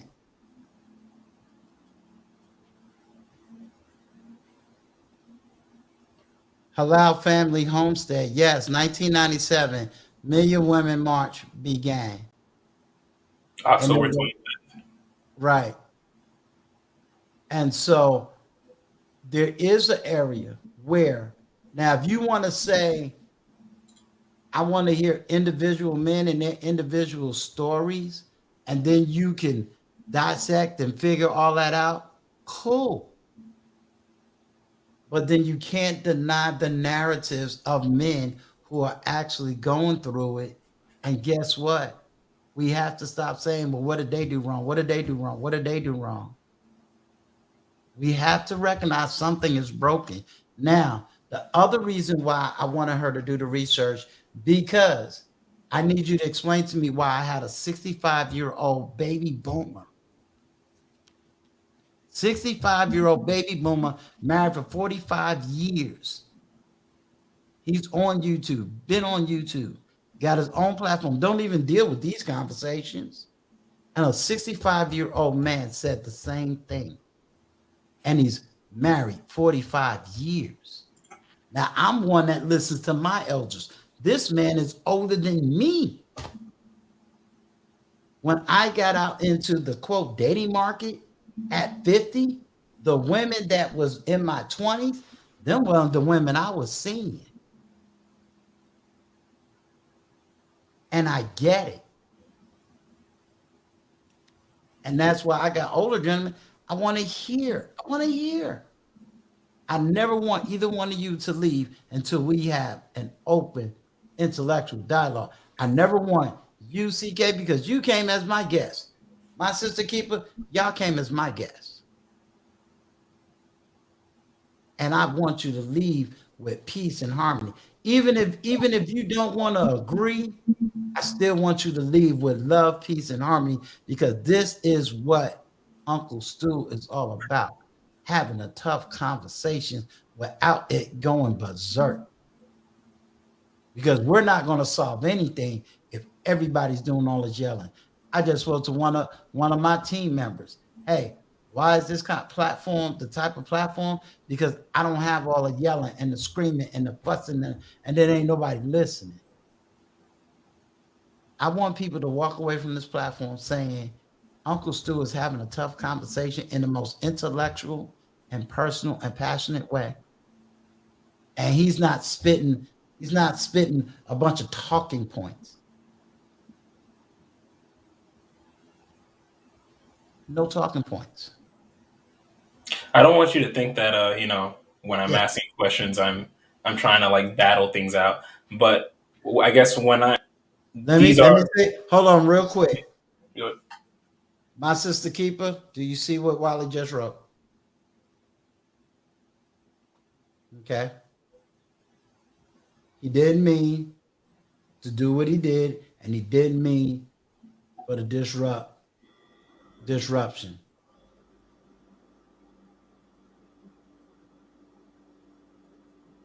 In other words, he recognized his part. That's called manning up. He manned up. Can we get the same on your side? That way we have salam, peace. I'm sorry, I responded to you the way you talked to me. Like,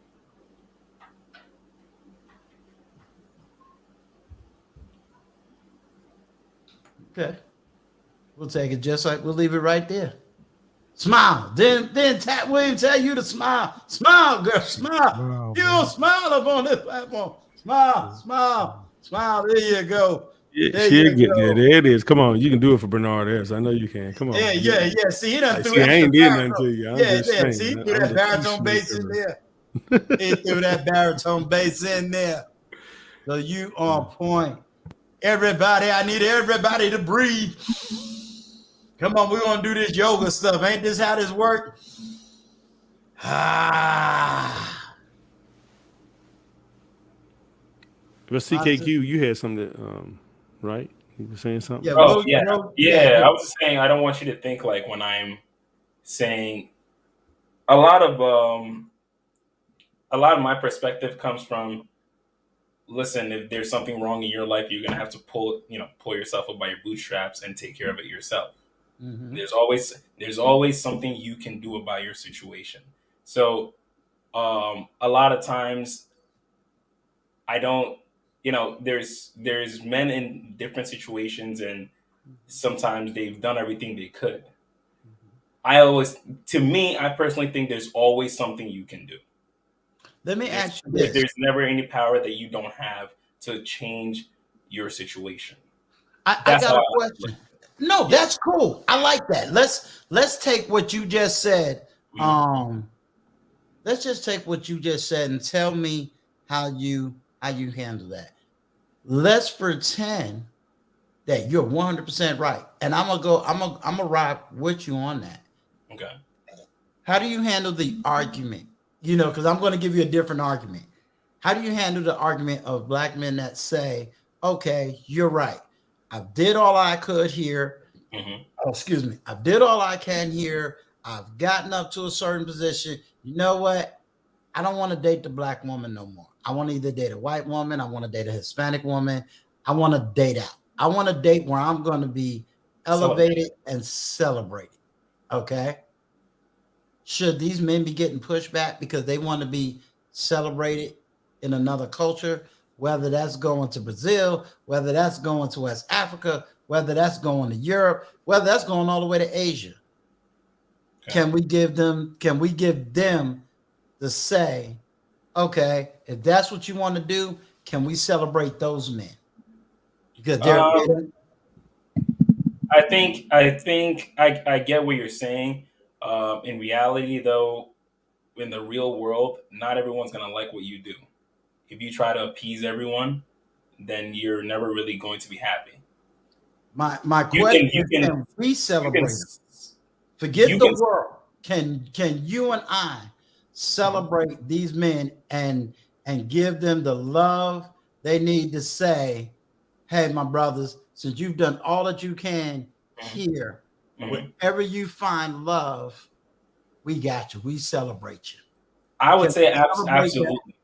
Absolutely, we can celebrate him. And then what I would say to that same man, I mean, if that's myself, if champion and relate yourself to the people that are celebrating you, and the people that aren't, you remove them from your life and you remove them from your mindset, because you putting mental energy towards that does not benefit you in any way. Okay, I'm gonna give you that one.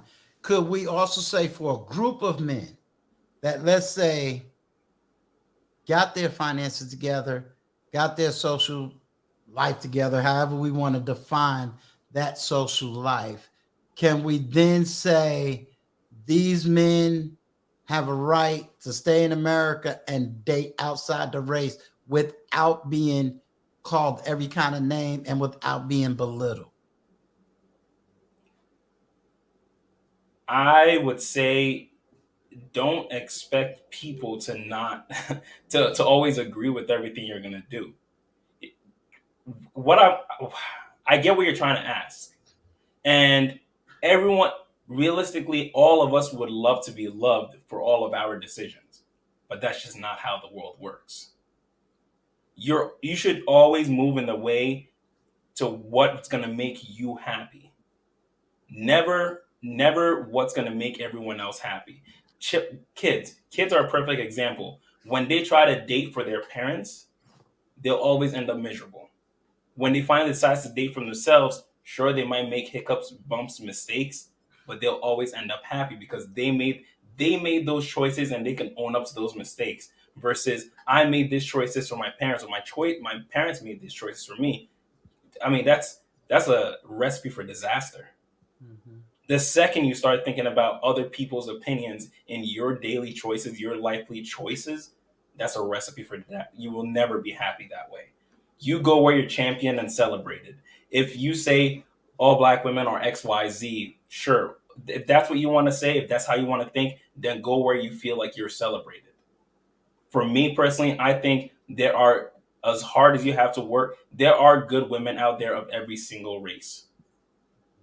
You have to become that energy to attract that energy. Just like all of us here on that panel. Energy attracts like energy. Mm-hmm. If you feel you aren't finding that woman, where are you trying? Where are you going to find her? You're going to bars, clubs. Okay, do you honestly think that woman is going to be there? If you're thinking that's where you need to find her, then your mindset is not in the right place. You get what I'm saying? Mm-hmm. Mm-hmm. I only gave you the arguments out of certain sectors of the Black manosphere. Oh yeah, that's listen. And in those arguments of the Black manosphere, if I know that there's groups of people that says, okay, I got it. See, when I say let's have the conversation, it is being able to take several arguments, not talking points, several arguments, and put it on the table. I don't have to agree with 80% of, let me take it back. I can look at 100% of the manosphere, Black manosphere. I can hear certain talking points. I can get the talking points. And I can get certain arguments. It doesn't mean I agree with all the talking points. I'm listening for the narratives of the arguments. And so in finding solutions to everything we're saying, I'm like Bernard. I'm like you. I'm trying to find solutions. to every single argument or narrative. If we can't agree on the problem, we'll never get to a solution. There's layers to this manhood. Everybody didn't grow up like I did. I grew up with a mother and father. I grew up in a well-to-do home. Everybody didn't he's gonna get one star at Alpha Male Honesty. Don't worry, Uncle Stu's gonna make sure he's gonna put his foot in his neck and get it done. But everyone didn't grow up like me. So sometimes when I'm listening to other people, I also have to show compassion and grace that they may have not had all the tools I had. They may have not grown up in certain environments that I grew up in. And so I always got to look from that perspective. And sometimes in growing up and in challenges of life, the most beautiful thing is to be able to look and take the blinders off and say, you know what? Maybe I didn't really grow up the way he grew up. And is the way I grew up, was that really right? Or am I, for the Christian mindset, was I given grace that person may not have received? And with that understanding, do I have the compassion as opposed to the hardship? One of the most beautiful thoughts is intelligence without humility is self-destruction. Tack Williams has a podcast. I watched him on Blind Guy, His Wife. He does something that most people don't know how to do. But he gave a thought about something, and I'm 54 and never thought this way. He says, I go out just to make enough money to make sure that at the end of the month, I can pay the rent. But he also studied skills that most people never study. And so while we telling a man, level up, do this, do that, do they have it all? Have we really presented the solution? Or we're just acting like right-wing conservatives and shoving stuff down the throat of people that may not have the tools? And I think we forget, a lot of my brothers never had the tool. I got a daddy. I can pick up the phone by the grace of God, call my father. But Bernard S. can't pick up the phone and call his. A lot of people don't have the necessary skills or tools. This is why Uncle Stu's platform exists. It is to hear the narrative, hear the conversation, and try to provide the necessary tools. Because if I said to you, oh, you ain't got 10,000 subscribers, get your act together and get me them 10,000 subscribers, you're not going to be able to receive that too well. Yes, sir. Do you understand? You're not going to receive that too well. But if I said, hey, man, I see you only got 2,000 subscribers. Listen, let me help you. Let me walk with you to get 10,000 subscribers. But we're going to do it 1,000 subscribers at a time, because I'm going to educate you as we walk together.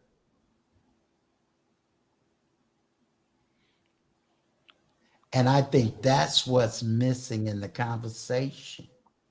We're doing all this yelling, right? But are we really hearing? And after hearing, are we willing to walk? Or we're just talking? Hey, Uncle Stu, if I could say something? Sure, please. Yeah, even when it comes to like subscribership, like there's opportunities that companies have that once you get certain amount of subscribers, you can apply to either be do product reviews or receive some type of monetary monies or whatever from that company to Compensation. use some product. So it's like you don't have to have so many of them. It depends what the criteria it is, and they have them for the different platforms. So take for example, there's companies where if you have 2,500 subscribers on YouTube, and then their criteria might be, well, if you don't have that, if you have 5,000 friends on Facebook. And so it's different ones like that. And then you can apply to do sponsorships or product reviews, different things like that, right? There's also other ways where if you reach out to some of these companies and ask them, can you review a product? What they will do is they'll say, okay, you're going to review the product. You have to pay for it and send it back in 30 days or something like that, right? Or they'll say, we'll put your card on file. If we don't get it back in 30 days, we're going to charge your card. So there's so many different opportunities or ways in that once a person finds what works for them, because a lot of this has to do with what works for you. I know I keep jumping in and adding in when we talk about this YouTube, the monetization, different things like that, because I mean, I have over 10,000 subscribers, right? This is actually very useful, though. I mean, I really appreciate hearing this. Like, Yeah. So how I got there and the opportunities that actually come out of that, the minimum amount of money that I get is what I get from YouTube. The money comes and the opportunity comes from the channel because people are looking at it, or these brands, they're saying, oh, you got 5,000 subscribers. Oh, can you review this? Can you do a product review on this, right? I've had opportunities in cryptocurrency where new ICOs, they were launching, or new crypto products they were launching, DeFi softwares or whatever. They'll send you an email because you have a following, and they'll say, hey, will you talk about this for 3 minutes? Would you wear this t-shirt? Like, I could show you. Let me show you this right here. Hold on. damn, that's game. That's real good information. But see, he's giving game for free, and this is what men need. This is the connections Uncle Stu trying to have. These are the conversations I'm trying to have. You understand? Level up the game in every way, shape, form, or fashion. So My these man, boxes drop this commercial. are from, these are solid grid. It's from a company, a Duro. Somebody got kids in the basement somewhere, probably sweating to make it. But the point of it is, it holds the iPhone, right? It holds the iPhone. You I've can seen that open it actually. up, and then there's a clamp at the bottom that comes all the way up, and it goes all the way up, and you can bend this. This is really durable. It's really good, and basically, I get the email and they say, hey, if you would do this, and now it's nothing compared to what a lot of these guys we know as YouTube stars and all that they're getting, but what I'm saying is a lot of opportunity is going to come as a result of doing the channel and branding it, right? And like one of the things that I used to do, I don't do it too much now because I day trade, but one of the things I used to do, I used to shoot live concerts. So let's say DMX or some R&B group came, or it was at a festival, I would shoot it and I wouldn't put it on my YouTube channel. I do research and find out where that artist is going to perform next. And if I find out if they're going to Detroit in 2 weeks or next week to perform, what I would do is take like $100 and put the video up and do target marketing through YouTube or Facebook specific to that area and that venue where they're performing next to drive that traffic to my YouTube channel, and then make like $200 off of that. So it's like when you're getting into this stuff, and I'm at a nobody, know nothing level. there's just so many different ways that you can, get your monies on, and I wouldn't even put the concerts up so it could be seen in Chicago. Can I ask you a question? Sure. Because I was recently thinking about doing a second channel of my own. Sorry if this derailing from the conversation, Uncle Stu. Yeah. Ask the question, because I got the wisdom. I'm gonna spin this around and Tie it go all in. back to being the educator. Go ahead, ask the question. Is the reason. Thank you. So I was thinking about actually starting a second channel of my own, because I do enjoy vlogging, but I was thinking vlogging items that I would use. And it's almost like a product review. Did you reach out to different companies, or did they reach out to you to do product reviews? It went both ways, right? So like I was getting emails. I thought they was spam at first, but then they was legitimate companies, right? And then somebody had told me, they was like, reach out to the company and see what they say, because a lot of these companies, it's not like brand ambassadors. Some of them have them, but a lot of them, they'll do anything. When they look and see if you're getting any traffic, they'll send that to you and give you a date to send it back.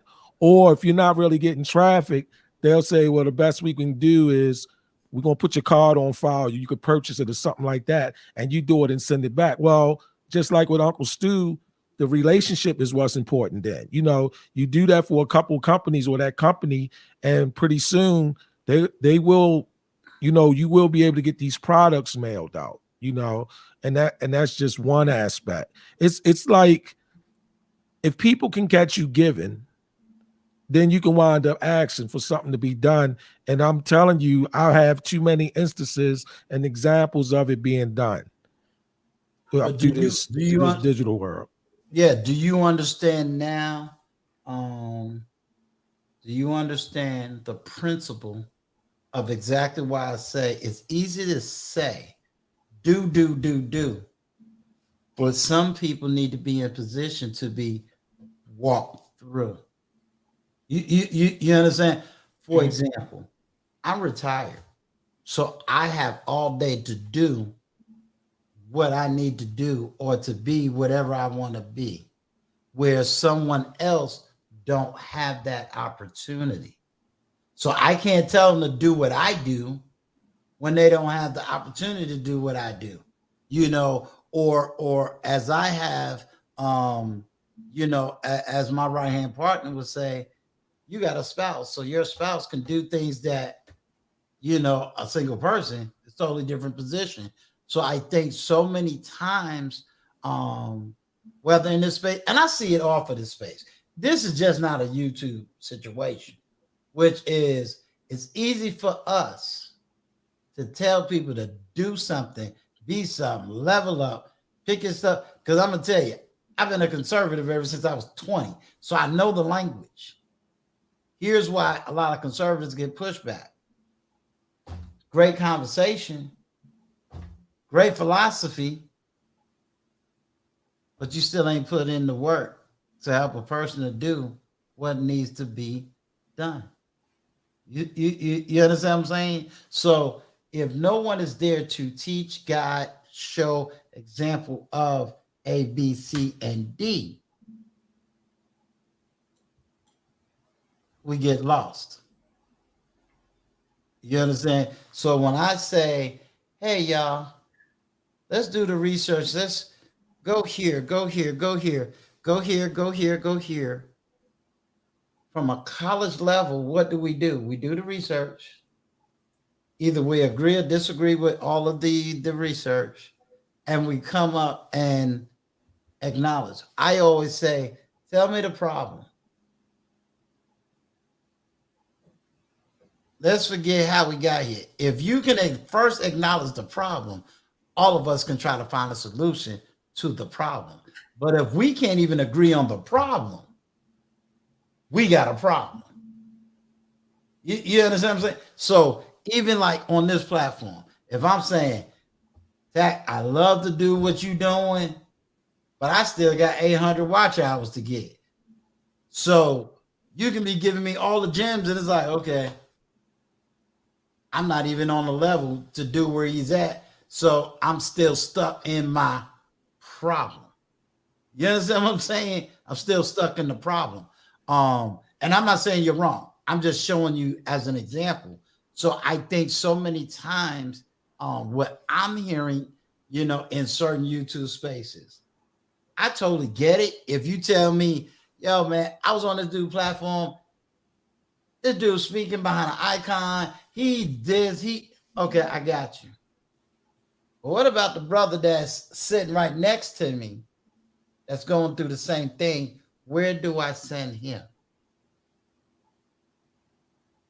If the narrative is the hood and all the and then in the city I'm at, the hood is only 2 blocks. And within that 2 blocks, I got 80% of people that's good. What do I show them? So just like you went back to podcasting,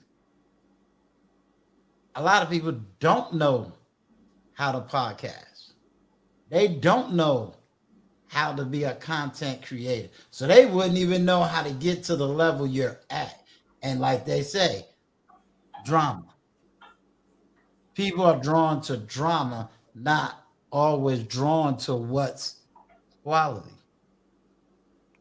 And I'm going to show you the example. You ready? So, okay. My chat blew up when Sister Keeper and Wally got into an argument. My numbers went up. As soon as the peace came, my numbers shot right back down. Now, if I was this guru, I let that argument go because it's like, oh yeah, look at the numbers, they're going up. Everybody got drawn into the argument.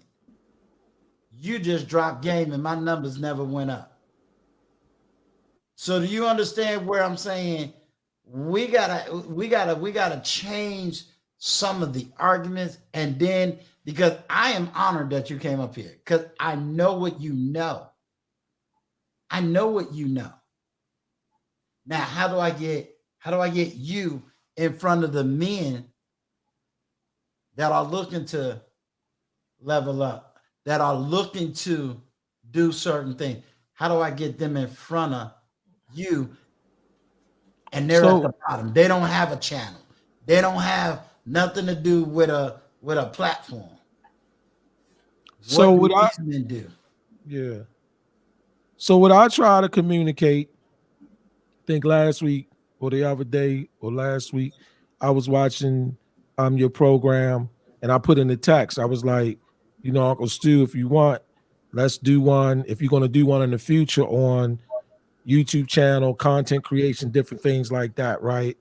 Like I've spoken to different groups of people and I let them know what's required. It's like, I don't know what to tell somebody that want to live on Earth without the proper equipment. They don't want to use oxygen, right? I don't have that answer, right? Like that's a requirement, oxygen, right? Right. YouTube, like you got to have internet access or you got to have a device. I don't know the answers to not having none of that, right? But what I do go into step by step, I go in step, I can speak to questions or add some value along with everyone else about you don't have it. It's just an idea. You heard about it. Okay. And then we go from Gmail. That's Google. Google Drive. That's Google. YouTube. Google owns them. And from that step on, free email, free to create the channel, multiple channels. How does it become this? What's the minimum required? All of that stuff. Now, in terms of, we're going to get everybody on, we know at some point, it's just like anything else. It's going to be the effort. It's going to be the opportunity. It's going to be the timing, who's available, how much can you put in, different things like that, uncontrollable to me. But those basic fundamentals to clear up the mystique and give somebody a sense of what, that's something that I've done with people in groups or whatever. So I'm always open to come on anybody's platform and discuss that. Now, if these are people that don't want to get on YouTube or dial into a platform to even hear it, I don't have the answer for that. I'm talking about people who understand it takes some sense of engagement in the platform, even with podcasts. Take the podcast. Brothers doing podcasts. They say, talk, I don't like the podcast because the monetization. I said, nah, you missing it. You can get bigger money with podcasts. They said, how? Where you live at? So-and-so? Okay. Go on your local businesses, show them your followings, right? And work something out with them where they're gonna pay you $20 a month, $50 a month, reoccurring, that you're gonna come through there and you're gonna do a 30-second or 15-second between programs, after programs. Now you got real relationships. You know, some of these venues will let you come in there and do a live show, right? Some of these venues are like it's so many opportunities, and I'm talking about at a very low level that you can actually put your hands on. Now, if you're saying, well, he's not the type that will go out and speak to people, I don't have that answer. He's not the type that know about technology. That's not what I do. I'm just talking about whoever's excited, willing to get their feet wet to even find out if that's for them. I'll give whatever knowledge I got, because I don't think we have an issue with ideas. We have a challenge of execution. And that's why I don't hoard anything. I don't hold anything back because of that. I'm not worried about sharing everything I do because the execution is still on the other individual, Right. So that's where I'm at with it. And we definitely can have that platform because one of the platforms that definitely has to be done is the platform that says whether you're a podcaster, whether you're a YouTuber, whether you're into whatever your business is learning how to manage being in business and still having a home. Managing those two dynamics. That's one of the major topics that definitely has to be discussed, especially with all these new YouTubers showing up, and to kind of let them know, like, the overwhelming feeling you feeling is normal, and this is how you can fix it, or this is how you can balance it, or what do you have? How can everybody be a part of the success of this business? What is the motivation? Why? Why are you doing it? Absolutely. Like with podcasts, like what I tell people is try to do a 3-in-1. Like what you doing, Uncle Stu. We're here now. We have you have the YouTube channel, you have the recording, the video. So now you want to put it up on Apple Play, you want to put it up on SoundCloud and these other podcasts only, audio only places. So you strip the audio out, use some type of slicing software, whether it's Windows Movie or whatever people use to slice up the audio. You can compress it or whatever you do, put it on up there for sound only, use a little map, a little image thing, do all the free versions first so you can get an idea without spending money, right? Right. And then you have that. And then you say, well, on my blog, I don't see myself having time to type in all the text. That's cool. You got your YouTube channel, turn on the transcript. It's going to do all the words for you. It's at about 92%, 87% accuracy. Copy and paste that over to your blog, put a picture over there, or embed the video from the YouTube with an iframe or something. And I'm all of this, like it's 3-in-1. Right. The stuff is doable, and I don't mean to run it by y'all like we just at a macro level. But when you look at the lower level details, the hand-to-hand combat of it is Right. doable. I Right. just can't give you time and effort and execution. Right. Yeah, you've already done that for yourself. Exactly. You're giving them But the you've template. already said what the execution is. Yeah. You already So those things I can do the ABCs. I don't mind. I don't, I'm not worried about that. It's like with day trading, I day trade, right? I answer people, I meet people at Starbucks all the time and answer their questions and be like, whatever, and Right. it's like I can't trade it for you though. Right. That'll work. All right. So let's do this. We have been going for 4 hours, and this has been grown adults. It ain't them 20-somethings. It's us grown folk. Oh, we grown for. Well, I got one little 20 Hey, something. listen, I'm almost out. I'm almost out. All right, I'm almost out of here. I'm 29. I got a month left. Give me something. Yeah, that's right. All right, so let's do this. I'm gonna do something I see every podcast to do. I'm gonna give everybody. We'll make Bernard, because you're the actual host. We're gonna make you the last word. So let's go with Zach Williams. What will be your last word for the night? My last word for the night is I like the message you were sending earlier, which was, everybody enjoys the result, but nobody wants to be around for the work, And then I want to say salute to the sister, my sister's keeper, because a lot of females, a lot of women, they would have bailed out on this one, and I just think that's great that you was able to, stay in it with it, and Uncle Stu was able to make sense out of it all for all of us mature adults, So that's it for me. My sister keeper, assalamu alaikum. All right, what's your word for the night? Wa alaikum salam. Thank you for inviting me on.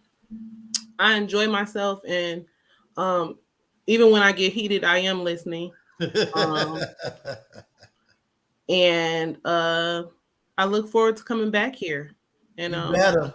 If you, I would never leave a conversation because I'm not agreeing with it, or because somebody may attack me or something like that, because that's not how I'm built. Like that does not faze me, because I don't know any of these people.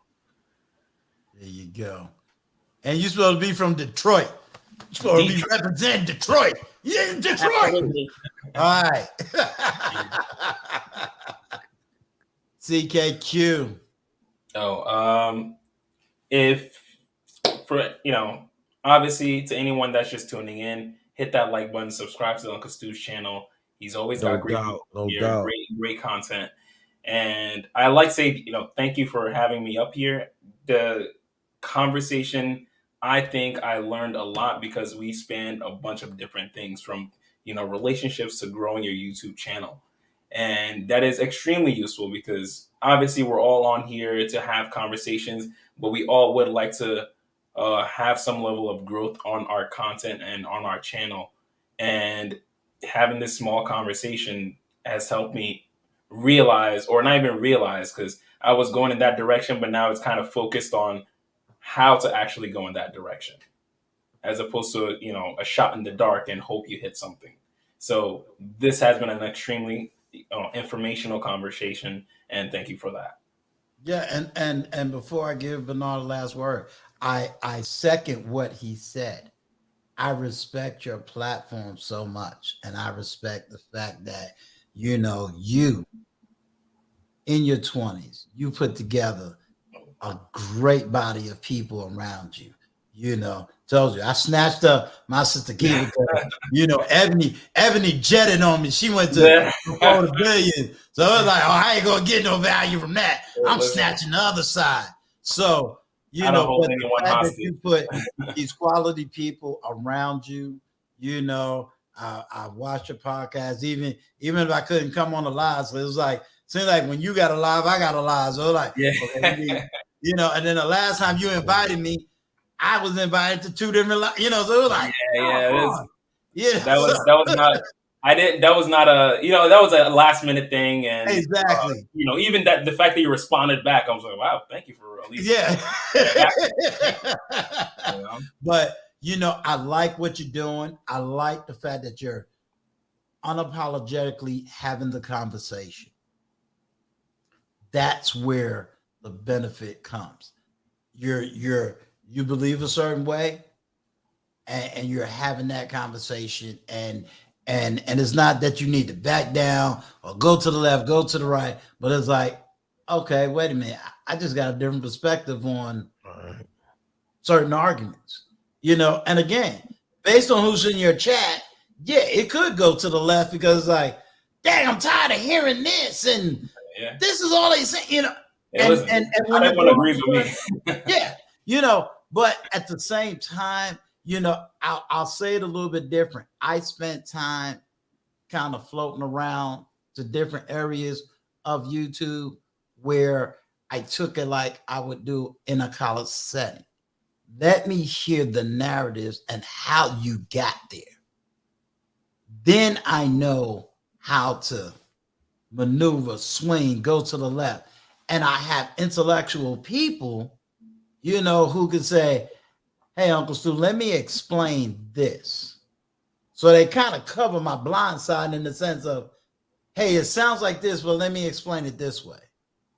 Hey, read this book and it might give you this. Now, it doesn't mean that I agree with everything, because sometimes I'll throw an argument out just to hear how you're handling that argument. I don't know if you was here earlier, like when Bernard was throwing out about his daughter who went overseas, and people that knew me, it was like, well, what is up? And Blind Guy, his wife, caught it because they was like, oh yeah, I get it. He's talking about the narratives of what everybody talking about, what women are like overseas, and it's just a black man thing. And it's like, nah, that's a woman saying the same thing. So can we now get rid of this argument? Can we now get rid of this foolish statement? No, go get your passport, go visit, go travel, because New York is not Chicago, and Chicago is not LA, and LA is not Detroit. Go travel. And then when you see all these cities, you can say, oh, okay, I got it. So I want to, again, give you, the credit you deserve as a young black man trying to get out here, trying to represent, trying to show the example. You're always in a chair. You're always in a bow tie, so you up there, with your conservativeness, and you're making it happen. And then you're surrounding yourself with a diverse group of people. You don't just have the one person. It's not just my sister Keeper over here on the left, and then Blooming Ebony are down here, and then my brother Doctor over here. You know what I'm saying? You're surrounding yourself, and even in your collective, all of y'all don't always agree. Nope. Not at all. You understand? Very much so. I already knew what my sister Keeper can do. I was prepared. You know what I'm saying? So I already know. I already know what the doctor does. I already know what, I don't know if you had Polar Bear. Did you have Polar Bear on your channel? No. Polar Bear has not been on my channel, no. I've had a couple. It was another guy I saw, and I thought that was Polar Bear, but it may have been another guy. But you're willing to have that conversation. And that's what I'm hoping people take away from my platform. That, hey, you can go over there. You can have the conversation. It might get a little heated, but at the end of the day, they had intellectual conversation. Because I understand the difference between an argument and speaking with passion. I understand passionate talk versus I'm just talking out of my anger. And you know what? You're going to accept my anger? No. I know passion. And I love passion. And I just try to take that same love and passion and be able to love on it. And that's what I want people to take away from it. The education side of Uncle Stu's platform. Bernard, take us home. Well, to my guy right there, PKQ, and my lady down there, my sister Keeper. She coming back. I got a schedule for 2 weeks. And Todd Williams, man, meeting you the other night. We showing off comic books and stuff on the platform. Everybody going crazy, right? I'll just leave and say something like this. I'm here. The people that I do help and will help. I read the books. I went through the experience just for you, just to meet you, to help you. And let's stop fussing about who's right and talk about what's right. That's all I got. Beautiful. Beautiful. I just want to thank you.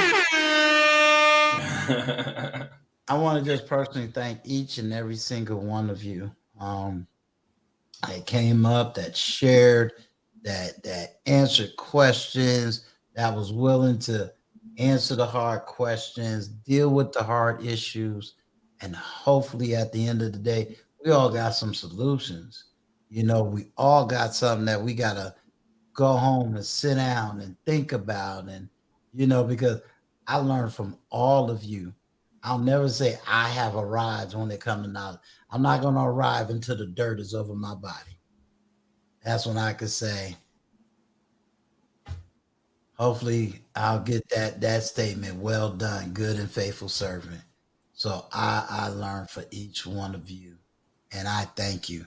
And we definitely going to have to all come back, with some added addition to this platform, because each one of us got something we can implement, and each one of us got something we can study and learn and come with different solutions. How do we handle podcasting? How do we handle business? How do we take this to the next level and show people that African Americans are doing bigger and better than we've ever done before? And we all doing that in our own lanes, in our own way. And I love each and every single one of you. So Thank I you, just sir. want you to know that. And my sister Keeper, I think I got you dated in around the 19th of January. Yeah, I don't play now. I got brown eyes on play now. She need his calendar full. She put a brother to work. She said she ain't gonna go to work, and I'm gonna be sitting around here eating ice cream and bonbons all day. Yeah. yeah. Don't work that way over here. That's why we call her the boss. She's not the tack lady, but we call her the boss. When she wants things done, she need it done. I just make sure it gets done. All right. Well, what we're gonna do is my little way of saying love y'all. To the chat, I want each and every single one of you to know, once again, I thank you for coming to the Emancipated Studio, where we are here to emancipate our mind, and the body will follow. I appreciate you. Love you.